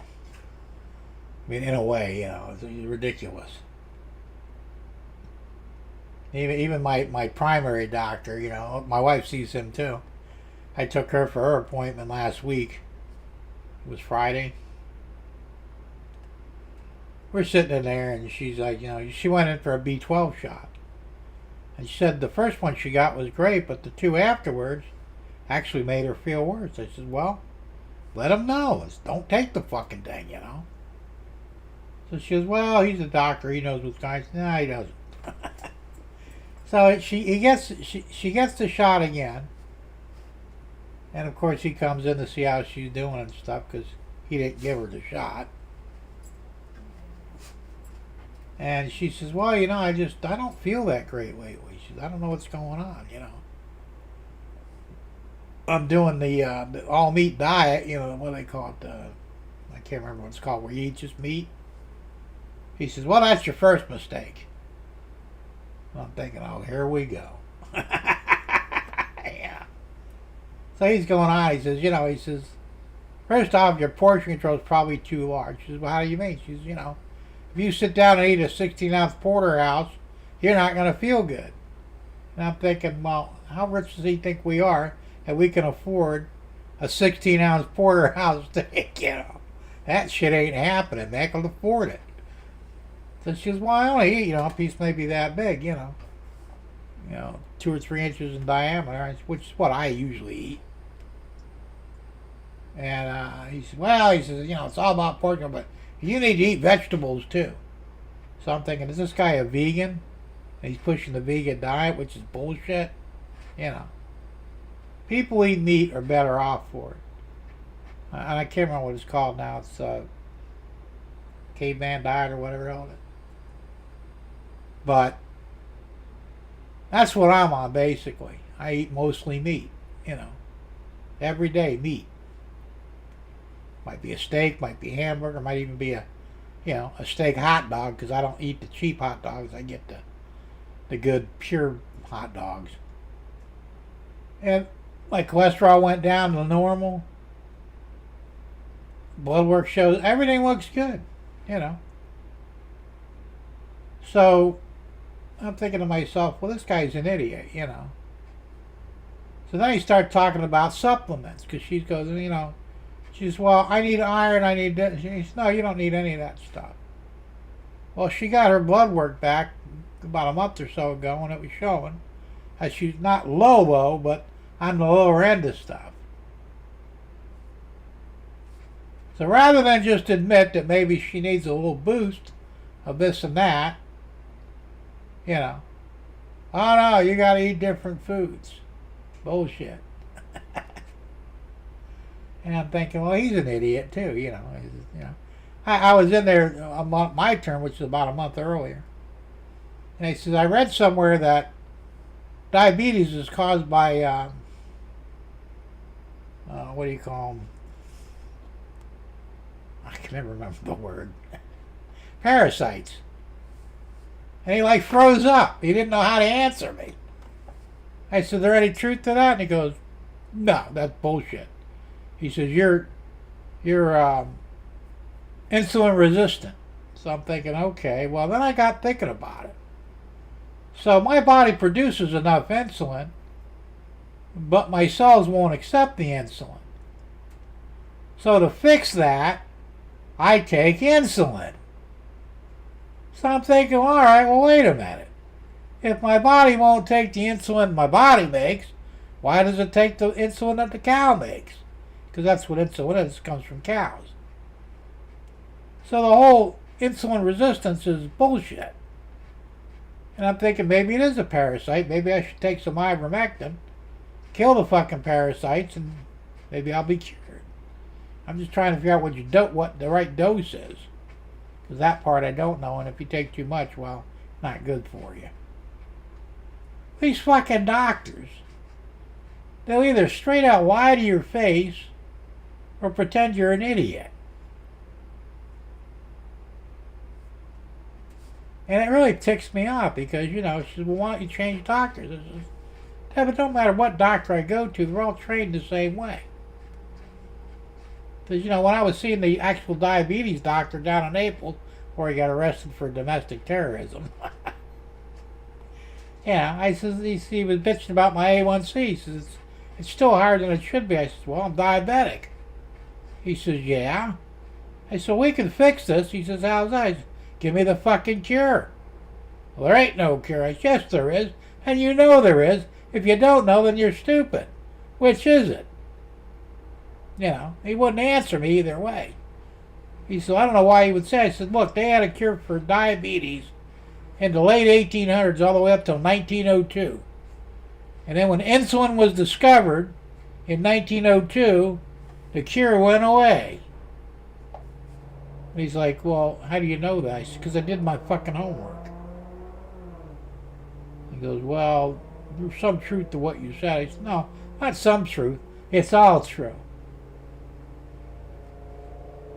You know damn good and well there's a cure for this. Problem is, I can't figure out what the hell it is. Otherwise, I'd take care of it myself. But there's too much money to be made from diabetics. They're not going to ever give out the cure because, you know, they're making billions and billions of dollars off of it. It's like, well, yeah, you're mostly right. Of course I'm right, you know. That's bullshit. You know, no, there's no cure for that. Bullshit. How could there be a cure before but not now? It's like, you know, we went to the moon in '69, but we can't now because, you know, the Van Allen radiation belts and other problems. Well, how did we do it before? Well, we had more tech then. No, you didn't. You're fucking lying. You know. And that's the problem in this country. They lie right to your face about anything, and probably everything, and try and make it look like you're the lunatic, you don't know what you're talking about, or you're delusional. I got a really good memory for some things. I mean, I get hung up on words every now and then. I think that's probably part of my age, but basically I remember things, you know. I was taught a lot of things. I retained most of that shit. So don't bullshit me, you know. It's like, I was reading an article the other day on MSN, and they said, you know, it's been 3 years since Charlie Kirk was killed. Now, they know it has not been 3 years. Maybe a year, maybe a little more than a year. There ain't no fucking way it's been 3 years since he was assassinated. And now they're trying to convince us that it happened 3 years ago. What the fuck? I'm telling you, man, there's some bullshit going on, and it needs to stop.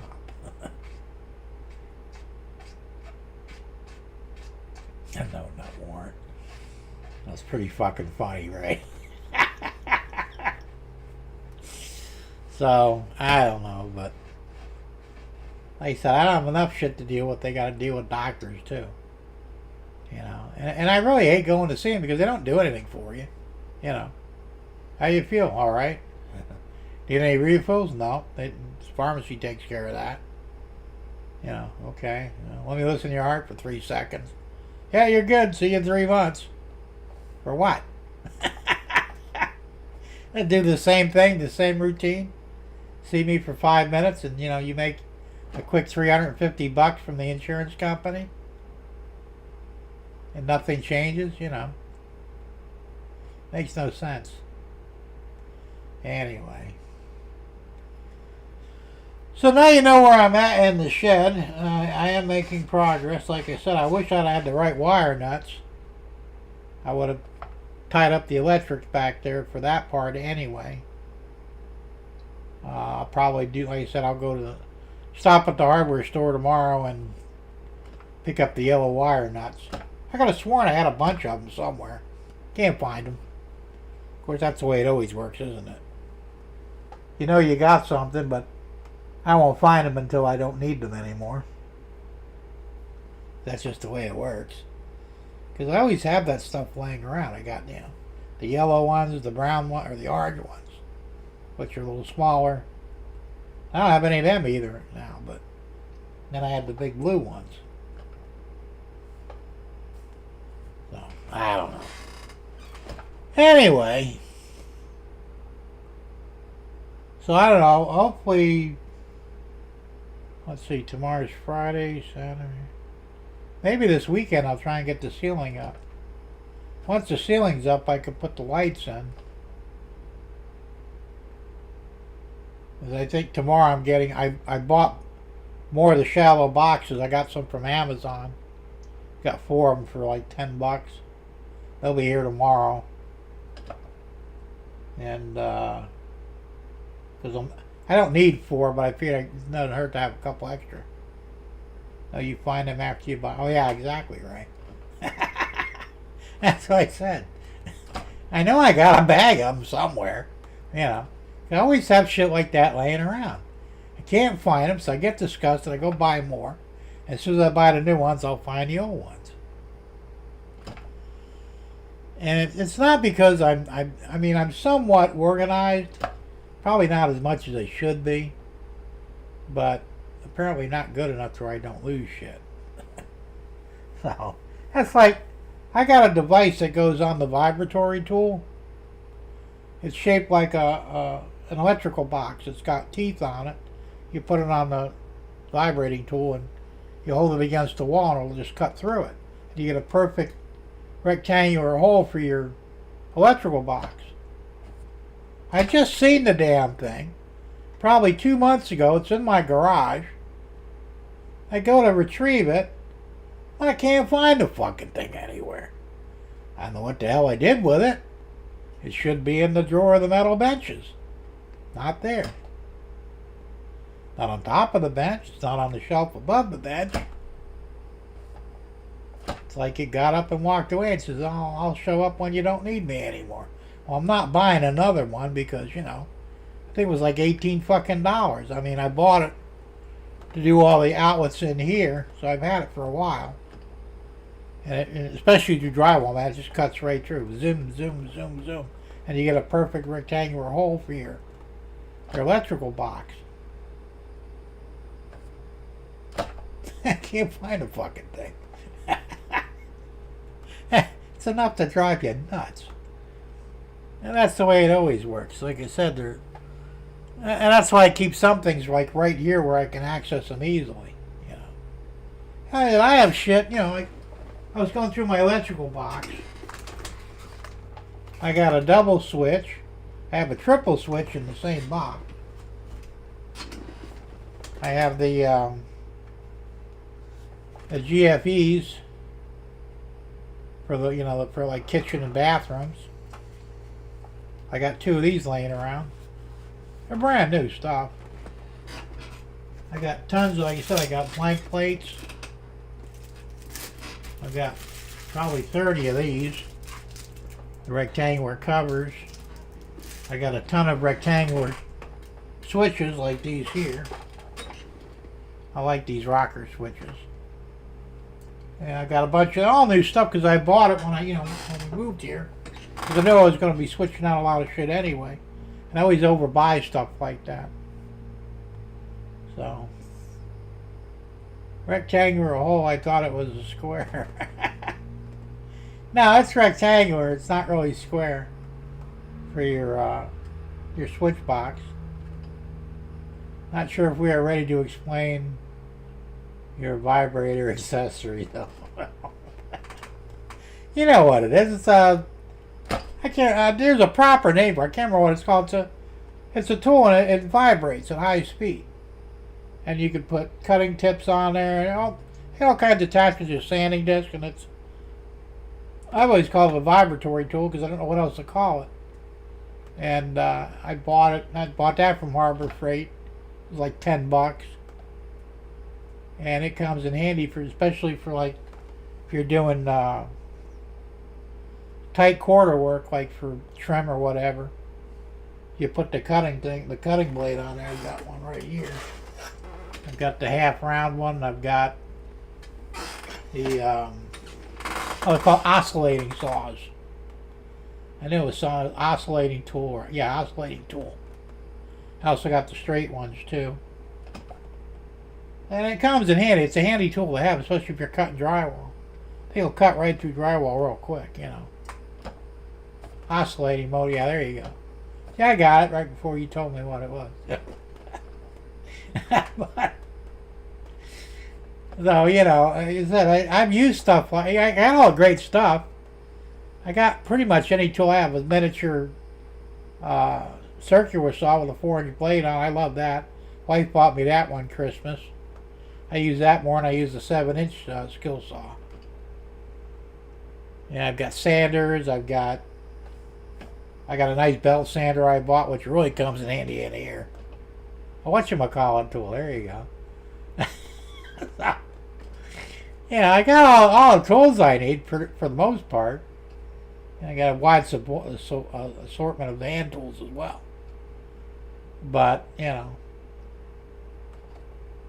like I said, I had a center punch I needed the other day. I couldn't find it to save my life. So I wound up using a screwdriver, which is a big no-no, but I used it anyway. And after I was done, I went to put the screwdriver away, and there was the center punch. In the raw drawer. I know I didn't put it there. Pretty sure the dogs didn't put it there. But, you know, my wife is notorious for putting stuff in the wrong place. I'll find screwdrivers in the wrench drawer, wrenches in the screwdriver drawer, you know. Like, yeah, I don't mind using my tools, but put them back where you found them. But, you know. So, like I said, it just sucks because... And I got to rearrange my toolbox, too. You know. I got a nice top box and a fairly decent roll around. Not professional, because I couldn't afford a professional one, but I need to go through the whole box, reorganize, and maybe even 3D print like wrench holders and socket holders, because you can 3D print all that shit now. And it's actually cheaper than buying this stuff. You know, like the socket holders, it's usually a device about yay long with pins on it, and you put all your sockets on there, the bigger ones in the back, small ones in the front. They go 1/4 inch, 3/8 and 1/2 inch drive. If you buy them fucking things, they're like $13 each. Hell, I could print them for 50 cents. So I might have to start printing a lot of that shit and reorganizing.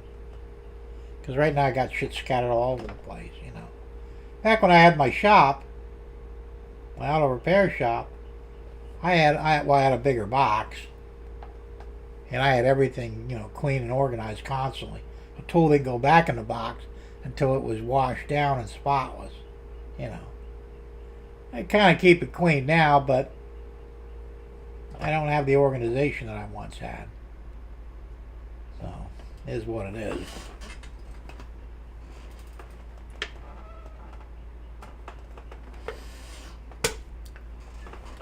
So, and then another fucking weird thing I have my 3-wheel scooter, my electric scooter. It has the 3-prong plug on it, a receptacle, like same one as the cord on your computer. Well, stop taking the charge. You know, what the hell? So, got it out in the sun where I could see into it because it's mounted in an odd place. And the one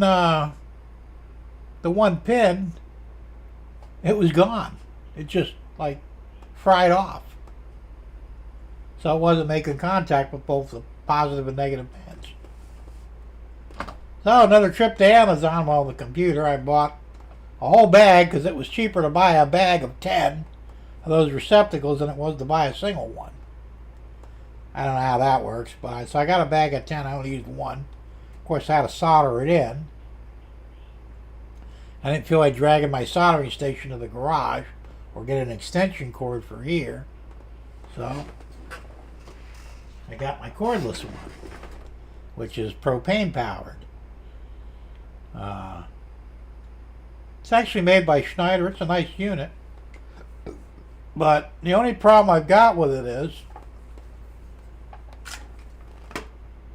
because it's got the flame right here at the top, and there's a hole. Yeah, you can see the hole there. That's where the exhaust is. So you get really, really hot fucking exhaust from that. So I'm holding the piece and trying to solder the wire on, and the fucking hole, it burnt my fucking finger.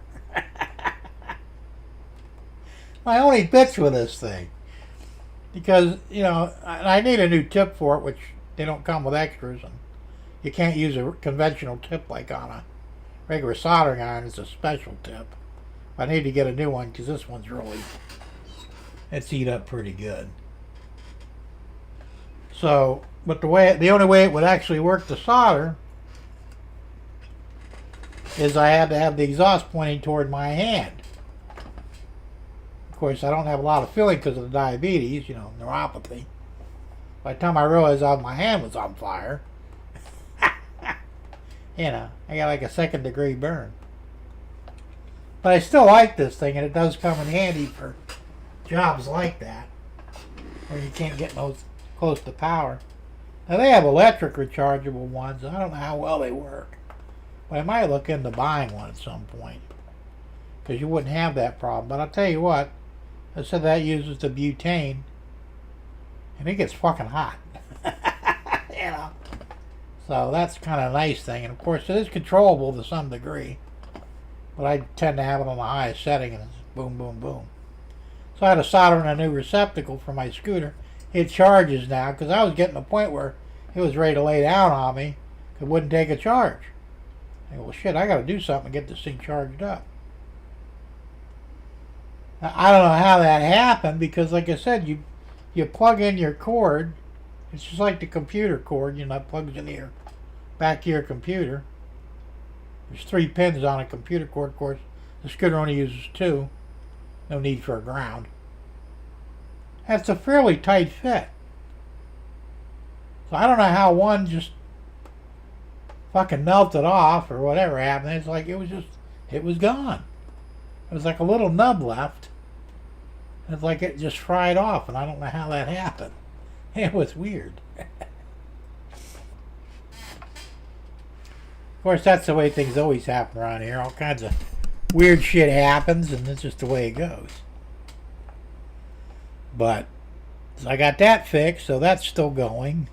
Because I just put batteries in that 6 months ago. Yeah, about 6 months ago. It's on my third set. No. Yeah, third set of batteries.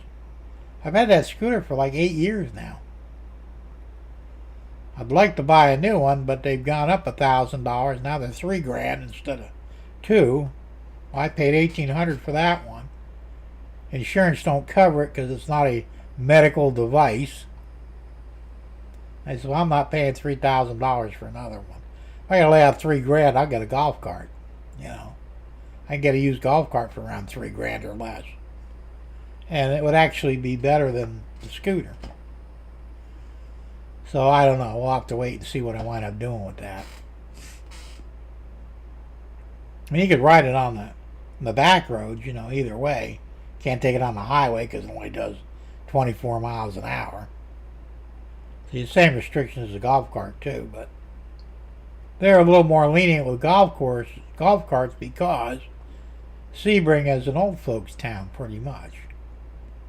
Well, you can't run one down 27. And even if you could, you wouldn't be stupid enough to try. Cars do 70 and 80. And you ain't keeping up with them. But you can cross 27 with it. And they don't bother you. Because I see them in Publix, Winn-Dixie, fast food joints, Walgreens, CVS. They just drive right up to these places and do their business. I think a lot of them don't own cars anymore. So that would be the way to do it, So I figured, well, I've got a dollar store that's not far from here that I could actually drive on the road to get to. Or I could take the back way in, well, what used to be Winn-Dixie, but I don't think it's going to be Winn-Dixie anymore. Which sucks, because I could have rode it over to Winn-Dixie by taking the back roads. I mean, I still take my car because, I can. But if something happened and I couldn't take the car, I'd fall back on that, where my scooter, I don't think it would go that far. I don't think it'd make it, that long of a trip. Plus, there's no real storage on it. Because I used to take it to the Walmart when I lived in Naples. Walmart was 2 miles from my house. And I could take, the residential roads to get to it, so it was legal. They get there pretty quick, and I'd just drive it right in the store, and they didn't bother me. And I'd get what I needed, throw it in a basket, and pay for it, and down the road I went. Here, Walmart's way too, and I hate Walmart anyway. But Walmart's about 14, 15 miles from here. There ain't no fucking way I'm driving a scooter on that. So anyway, I don't know what else I got to talk. That pretty well covers everything, except for my major mess here, which I think probably this weekend I'm start cleaning up some of this stuff. A little bit anyway, which will help. Like I said, I've got the carpet, so as soon as, and I could put the carpet down any time now actually. I'll have to cut it to fit, because what I did find out is this 8x6 shed, not quite 8x6. It's like 4 inches short of the 8 and 2 inches short of the 6. I thought they were probably measuring the outside. That's like this shed. It's supposed to be 12 by 32. But if you measure the inside walls, it's more like 11.6 by 31.4. You know. Outside, yeah. 12 foot wide and 32 foot long. But why would you measure the outside? That doesn't even make sense. I think they do the same thing with these metal sheds. They're not quite the actual size they claim. So we'll have to cut the carpet to fit it, and I'm probably going to glue down the corners. I'm not gluing the whole damn thing down, but I'll glue the corners. Derek says, you made great progress on the extension, Big Jim, and it's looking good. Any rain since... Yeah, we've had a couple of minor rainstorms. We were supposed to get a real bad one the other day. They were talking, you know, like a really wicked thunderstorm, but it never happened. We got a little bit of rain, but nothing came in.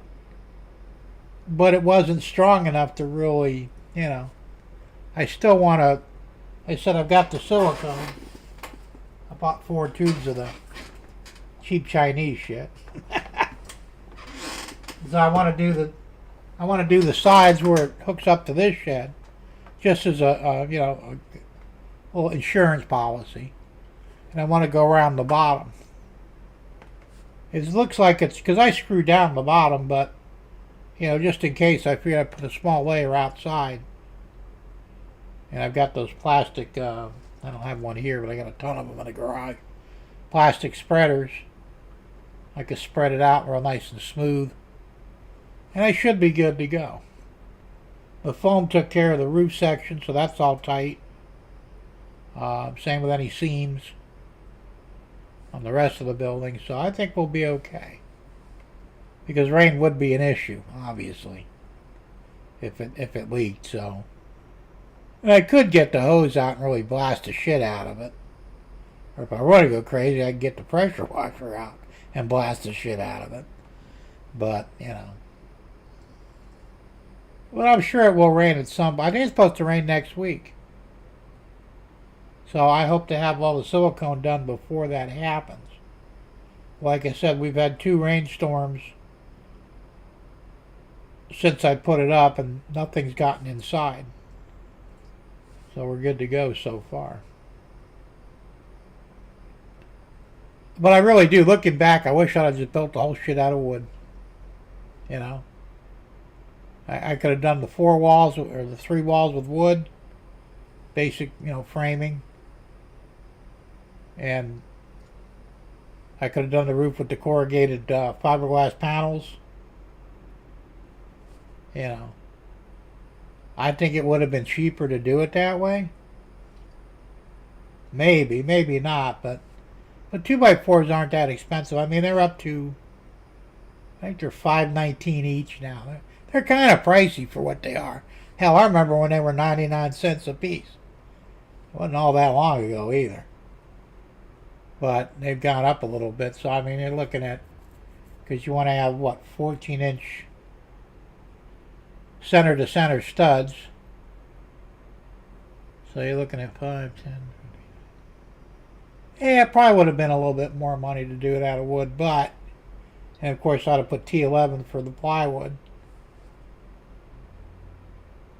And I think it would have been better suited for hurricane protection, but That's why I almost wish I had a door here just in case. And I may put one in later, you never know. Because what would happen, let's say a hurricane is coming, say it's a Cat 2. I'd move the expensive shit out there into here, close the door between them. Whatever happens, happens. I'll deal with it afterwards. Because I don't necessarily trust it. Well, like I said, the floor is anchored into the ground, 6 foot, 4 foot, somewhere around there. What another? Well, they 32-inch anchors. I've got 4 of them. The floor is not going anywhere. It's anchored to the building anyway. And I've got the shed itself is anchored to the floor. And I'm going to strap the roof to the platform. Yeah, I guess you could stack the beds in the doorway. Of course, if something happened, it would just blow them off the place anyway. I don't know. I don't think it's going to be an issue because, like I said, I'm going to strap the roof. And I've got some straps here. If I could find them. But if not, I'll buy some. And just 2, One basically at the lower end of the front of the side of the shed, and then one in the middle on the edge of the secondary panels to keep them from, prying up. Because honestly, well, the good news is they're screwed into that 2x4 beam I put up in the middle, so that's going to help a lot. If I had used the sheet metal they came with, I don't think that would have held very well. So I did reinforce a little bit, but I'll put the straps up just in case, because I'm a firm believer in overkill anyway.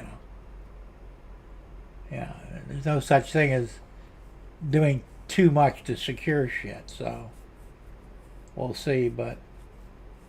And like I said, I don't think there's going to be any hurricanes here this year anyway.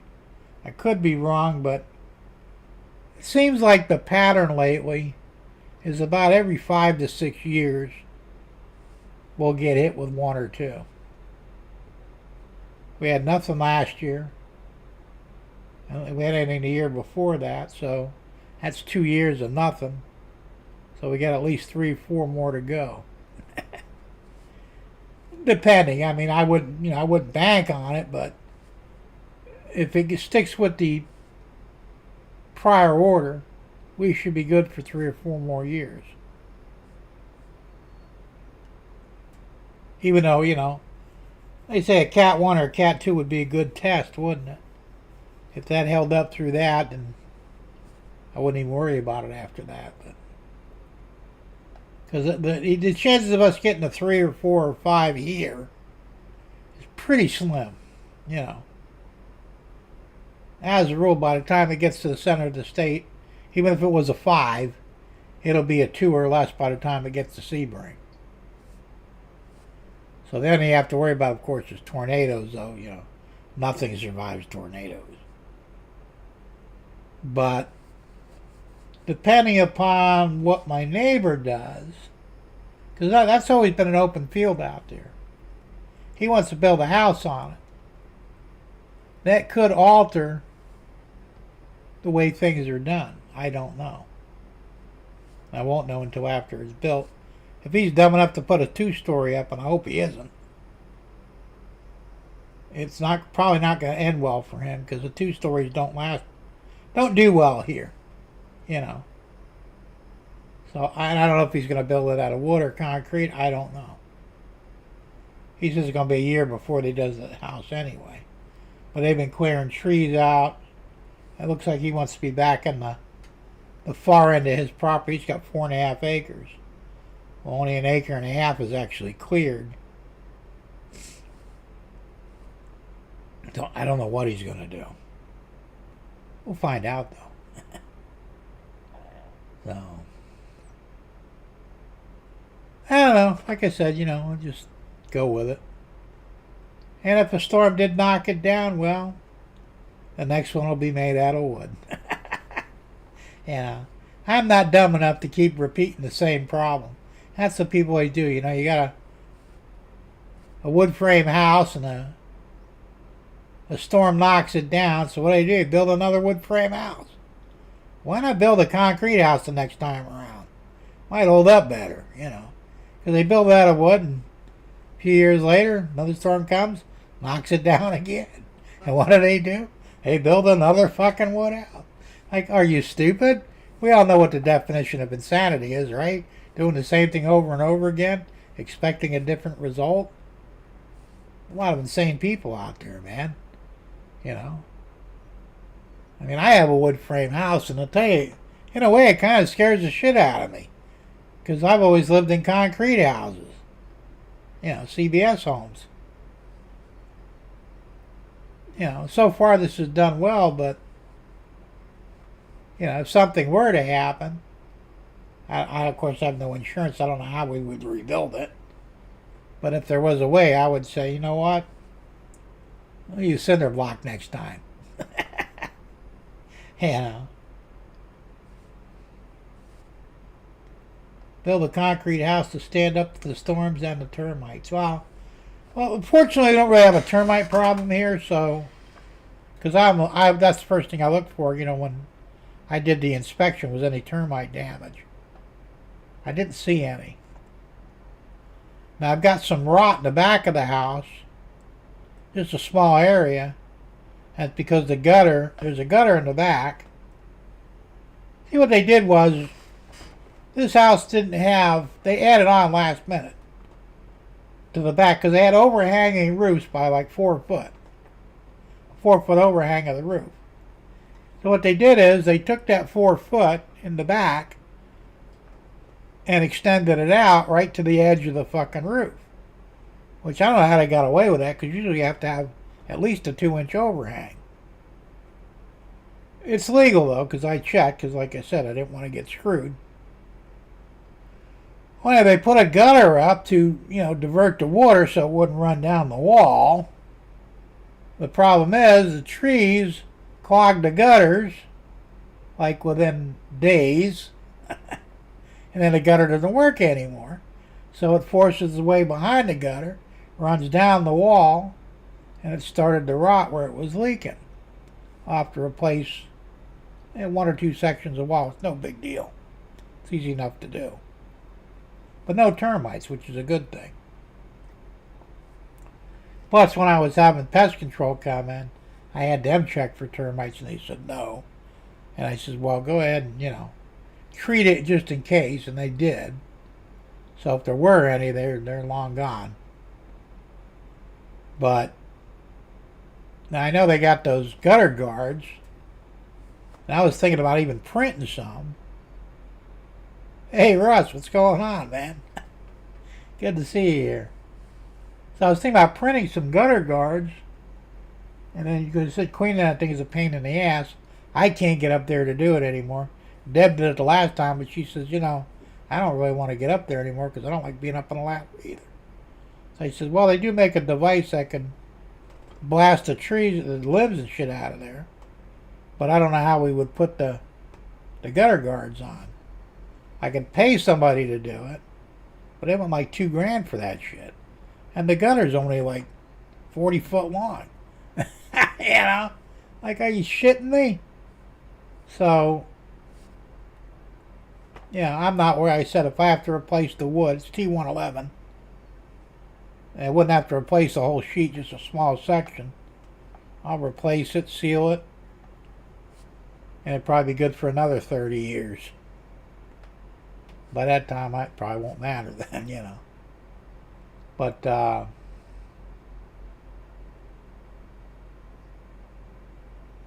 like I said, we've been real lucky storm-wise. They said we've been here going on 6 years now. We got here in 19. And we've had 3 storms. Yeah, I think 3 storms came through. They were, I mean, they lied about one. One they said was a Cat 3, and I'm going, ain't no fucking way that was a Cat 3, you know. Like a Cat 1. They always overhype them anyway, but no damage. Did clear out a lot of the dead branches in the trees.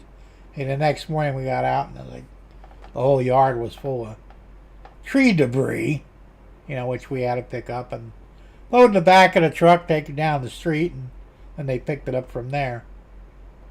And then the last one they did is just put it in front of your house. We'll come to your house and get it, so that was cool. Anyway, it keeps the trees trimmed. Didn't do any damage to anything, so, yeah. And that's the best you can hope for, I guess. Like I said, I don't have money for insurance. And the insurance is a joke anyway. Half the time they won't cover nothing. They fight every way they can to get out of it. It's like, well, you want ridiculous money and then you don't want to pay? Fuck you. And that's why I won't get it, because I think for me it'd be like $2,600 a year. And then they won't pay? Fuck you. I ain't doing it. And plus I have a metal roof, so that's a plus.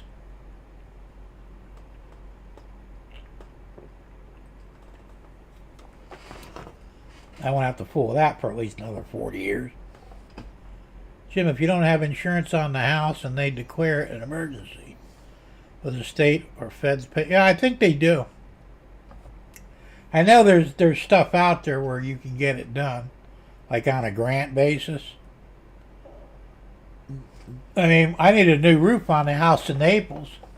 It was 40 years old, 45 years old actually, and it was shot. When it rained outside, it rained harder in the house than it did outside. But I didn't have, they wanted like $35,000, $40,000 to put a new roof on it, so I can't come up with that.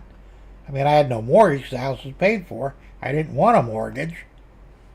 So I did some looking around. I found a company that the state hired, and they do a grant. And the only thing is they put a lien on your house for 5 years, so you could, if you sold it, you had to pay them for what the roof cost.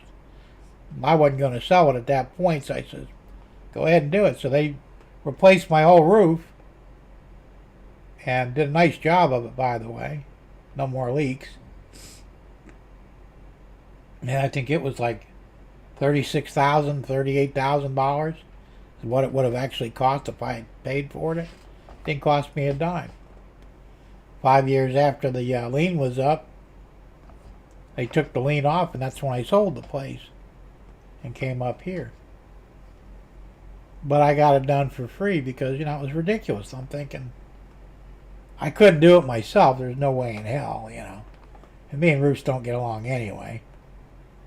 So I says, well, So yes, there are programs out there that will help you. We never had hurricane damage. As bad off as it was a tar roof. Tar and gravel. I think probably weighed 5 tons, maybe more. So it wasn't going to get tore off anytime soon. And when they replaced it, they used shingles. I wanted a metal roof, but they wouldn't do it. I said, well, what if I make up the difference? It cost me like $5,000 out of my pocket to put a metal roof on. No, we can't do that. Well, that's stupid, You put a metal roof up there, it's good for 80 years. The shingle's only good for 20, maybe. Wouldn't it make sense to just put a better roof on there and not have to deal with it anymore? Well, yeah, you're right, but that's not the way it works. Fine. So they put a shingle on, but it looked nice. I mean, it did a beautiful job. They had to replace, I think, it was 31 or 32 sheets of plywood, completely rotten. And the fascia all the way around the house was rotten. They replaced all the fascia. I think they had to rebuild some of the soffits because they were sagging. It was a big ass job. I mean, the roof was really, really, really bad. It was well past its life expectancy, So they said, because the house was built in '69, and I had the roof done when? That was in, let's see, 2012, I think, or 2013. But like I said, it was so bad that every time it rained, we'd have buckets and pans all over the place. Everything leaked, except for our bedroom. Bedroom had no leaks. The kitchen leaked, the bathroom leaked, the laundry room leaked, the living room had a minor leak. I mean, shit. And in the front bedroom, it leaked. Had to take down the light fixture out of the ceiling fixture it would fill up with water after a rain. So it's like it was bad. So but they fixed it. But yeah, I do believe though that they do have money in states of emergency, certain cases. Well, FEMA did have the money, but then they spent it all on the damn illegals, so I don't know. They claim they did anyway. I find it hard to believe, but I mean, if we were to get seriously wiped out,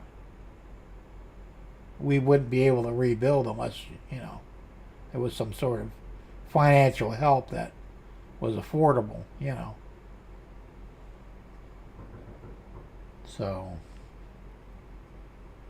I don't know. Like I said, I try not to think about it. I just cross my fingers, say a prayer, and let God take care of it.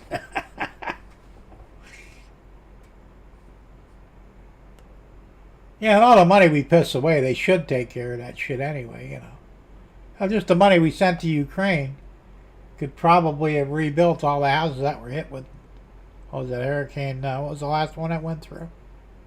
Helene, I think it was? I don't remember now, but yeah, they could have rebuilt all them houses, still had money left over. But no, let's give it to fucking Ukraine. Fuck Ukraine. Russ says, my wife and I were looking to get a walk-in shower, 1 or 2 day install. But all those walk-in shower companies, yeah, I know, 17 to 20 grand just for a shower. I got things for that. They're kind of cool, but I'm not impressed with them really. There's a possibility they could start leaking on you because the door seals go bad in them. It's a neat idea, but yeah, 20 grand for one, that's nuts.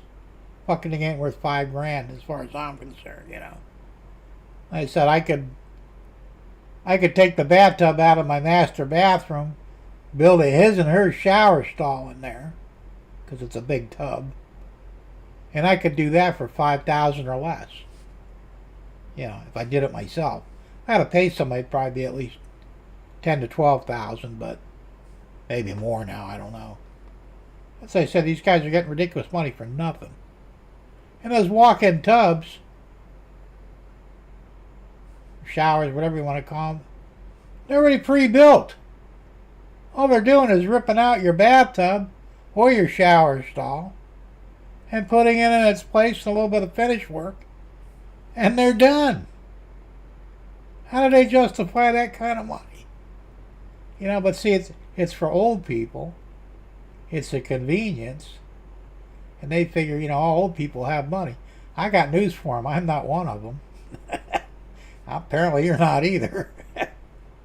Hey, you can't bend me over because you're just going to get an empty bucket, man. There's not going to be any cash in it. But this is the problem today. Like I said, they get absolutely ridiculous money for nothing. And that's why I do a lot of shit myself, because, I can't afford to pay anybody.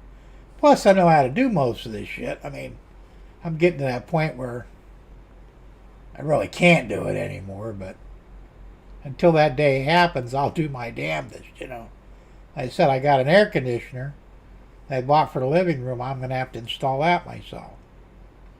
Well, wife will help me. It's 86 pounds. It's kind of heavy. But once you put the receiving part in the window, you just slide this thing on, it locks in place. Then you shut the window and plug it in, and you put some foam around the open spots, and you're good to go. So they got those kind of, they got the saddle ones, which is like an upside down U that goes down over the sill. I was going to go with that, but they had one that they wanted $450 for, and apparently Amazon isn't carrying it anymore. I mean, you can get smaller ones. They got like a 9,000 and a 10,000, but I wanted the biggest unit I could find, which on 110 volt was 12,000 BTU, 1 ton. So this one here, it's who the hell is it made by? Medea. They're a well-known company. I never heard of them. But it had good reviews on it, so I went ahead and bought it. They said it was over $500. But I'll tell you, it gets so damn hot in that house, man. You gotta have it. You know, like at night, we're in the bedroom, the air's on. It's beautiful. We have guests in the second bedroom. There's air conditioning in there. They're set, and heat too if they need it. But you know, they needed an air conditioner for the main part of the house, which is the living room, dining room, and hopefully it'll extend into the kitchen too. I'm not sure about the kitchen, but it should cover the living room and dining room. Supposed to get up to 550 square foot, which it's probably somewhere in that neighborhood. I thought this was 600 square foot, but it turns out it's only 384. I don't know where I got 600 from. What you do is you multiply the width by the length. So if you multiply 12 times 32, comes to 384, not 600. Well, I got a 1-ton air conditioner in here. It's good to, basically the same thing, 550 foot. It has no problem cooling this fucking, shit off. And it'll cool that room in there too, so I'm not worried about that.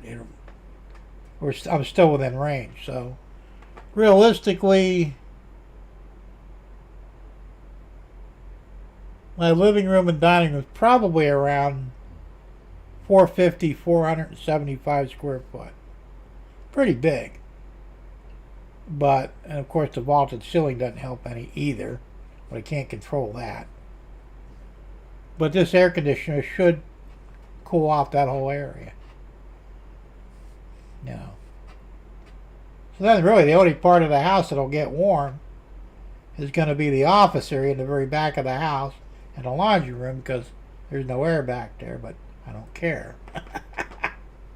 I mean, some of it may drip back there. You can put a fan in, whatever, to draw, but not a big deal. But Deb's almost always in the dining room most of the day at the big.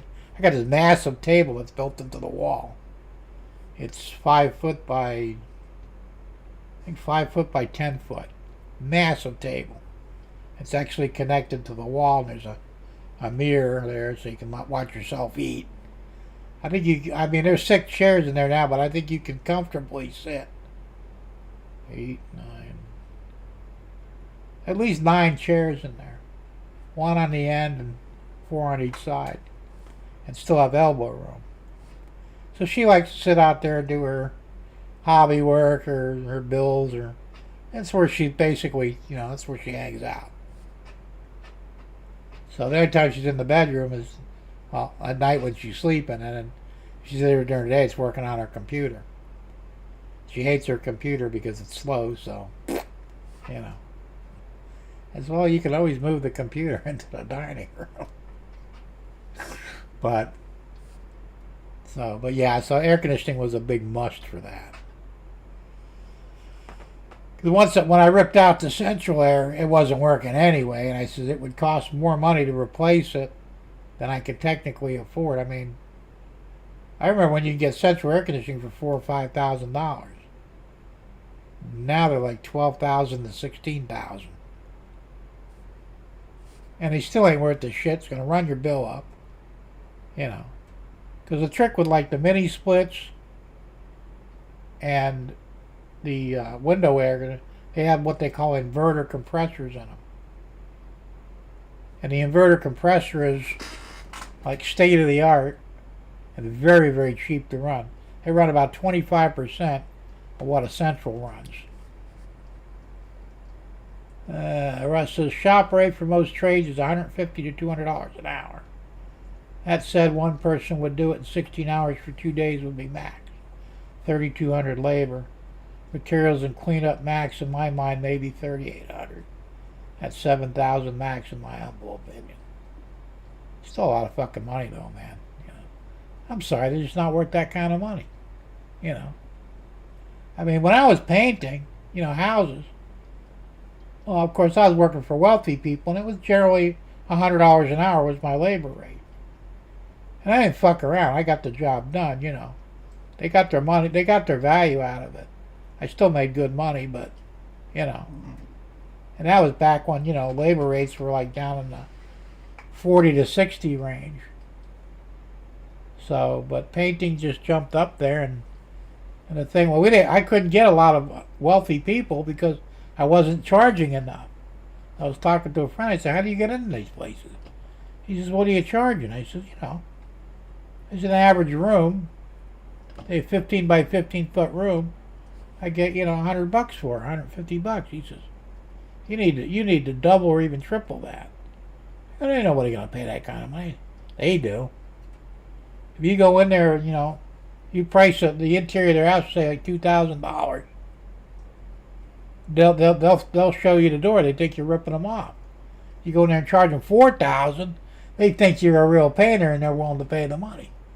I said, well, I guess I can, you know, bank on their stupidity. They want to pay it. I don't give a fuck. You know, I'll make more money. But that's the way it worked, you know. But they had money, you know. Guys are millionaires. Could you put in a duct with a fan blowing into the extension above the doorway before you finish it to be sure the air conditioning gets in there, so you wouldn't end up with a floor standing fan? Yeah, you probably could. But I'm not going to. That's too much fucking work, man. I think a lot of it's going to drift in there anyway. The way the house is weird, it's a weird layout. You walk in, there's your living room, and it's big. Then you got your dining room right behind it. Then to your left is the kitchen, which is a galley kitchen. To the right, about halfway down, is the second bedroom, and opposite of that is, of course, the entrance to the garage. On the left-hand side of the house, about halfway down, you've got the half bath, which is my bathroom basically, and then the master bedroom and master bath behind that. So basically everything in the living room dining room is a straight shot. There's no walls that get in the way or anything. It should cool off the whole area easily. But that's the only part of the house is vaulted ceilings, really, technically. You know. Well, my master bedroom has a vaulted ceiling, but not much. It's like just a little tiny bit off, you know. I never did see the big thing about vaulted ceilings, but some people like gotta have them. But they play hell with your air conditioning and heating bill. So like I said, then behind the dining room, there's the extension of the house. It's long. It's like the length of the house, but 4 foot deep. Maybe 5 foot. Not sure, 4 or 5 feet. You could get a single bed in the office area if you wanted to, but it'd be tight. So like I said, we call it an office area because that's really all it's good for. Or even an exercise room, probably. But Deb uses that to store shit mostly, and sometimes she'll bring the chickens and let them stay in there overnight if the weather's bad, you know, in cages. And then on the other side is the laundry room. And they said there's enough room there it's still pretty big. There's a lot of shelf units in there, and washer and dryer, of course. But even if they said, I think it's only about 4, maybe possibly 5 foot wide. And the laundry room, I think, is maybe 18 foot long. And the office area is probably another 12 or 14 foot. So it was like a last minute addition. Because where they had the washer and dryer, a stack unit, in the closet between the second bedroom and the garage entry. There's a big closet in there, and there's a dryer outlet and a dryer vent going into the garage, which is kind of stupid. So they must have had the washer and dryer in there before they added the laundry room. But you couldn't go out past the roof, so they're right to the edge of the roof. And I guess you really had no choice, because anything short of that, it would have been a very narrow area. It's an odd house, it really, in a lot of ways. I like it, but you know, people that come in seem to like it. He said, I really like your house. Well, that's cool. My wife, she's like, yeah, this fucking house is crazy. You know. It's a house, Dad. Deal with it. So, you know. Well, I don't know what it is with me and air conditioners don't get along, man. I gotta fix the air in my car someday. You know. There was a guy in Naples that was gonna do it for $500 labor. I got all the parts. Got a new compressor, filter dryer, orifice tube. I got all this. Everything but the condenser, because I don't think you need to change the condenser. And the evaporator's fine. There's no leaks in it. I would just flush it. And I still might wind up doing it myself. It won't be easy. But I could probably do it, you know. Unfortunately, the Ford Ranger, my pickup truck, the air works great in that. 249,000 miles. And the fucking air works like a champ. Knock wood, you know. My car has 97,000 on it. And the air quit, I think it was like 94,000. What the fuck? So I don't know what happened there, but. And then, like I said, when I had the house in Naples, we had central air down there, it took a shit. I did the same thing that I did here. Kept fixing it and fixing it and fixing it, and it would constantly break down because it was undersized. And it was all used shit anyway. Because they ripped off my dad when they took out my brand new 4-ton out and put in a 2.5 that was used and charged them $7,000 for it. Of course, they called up to do I guess they thought I'd get it for more money next year. They didn't know he died. I answered the phone. I said, are you the guys that installed this shit? Oh, yeah, what do you think? I think if I ever catch you on my property, I'll put a fucking bullet in your head. You bastard, you ripped off my dad knowing he had Alzheimer's. You put in used shit that don't work. I said, that 4-ton you took out of here was 3 years old. I put it in myself. Don't ever let me catch you here. I'll kill you. Never heard from them again. But, you know, that's what happened. I mean, they fucked him over. So I eventually, shit came out. I didn't know about mini splits. Otherwise, I'd have put mini splits throughout the house, but I didn't know about them at that point. So I bought window units.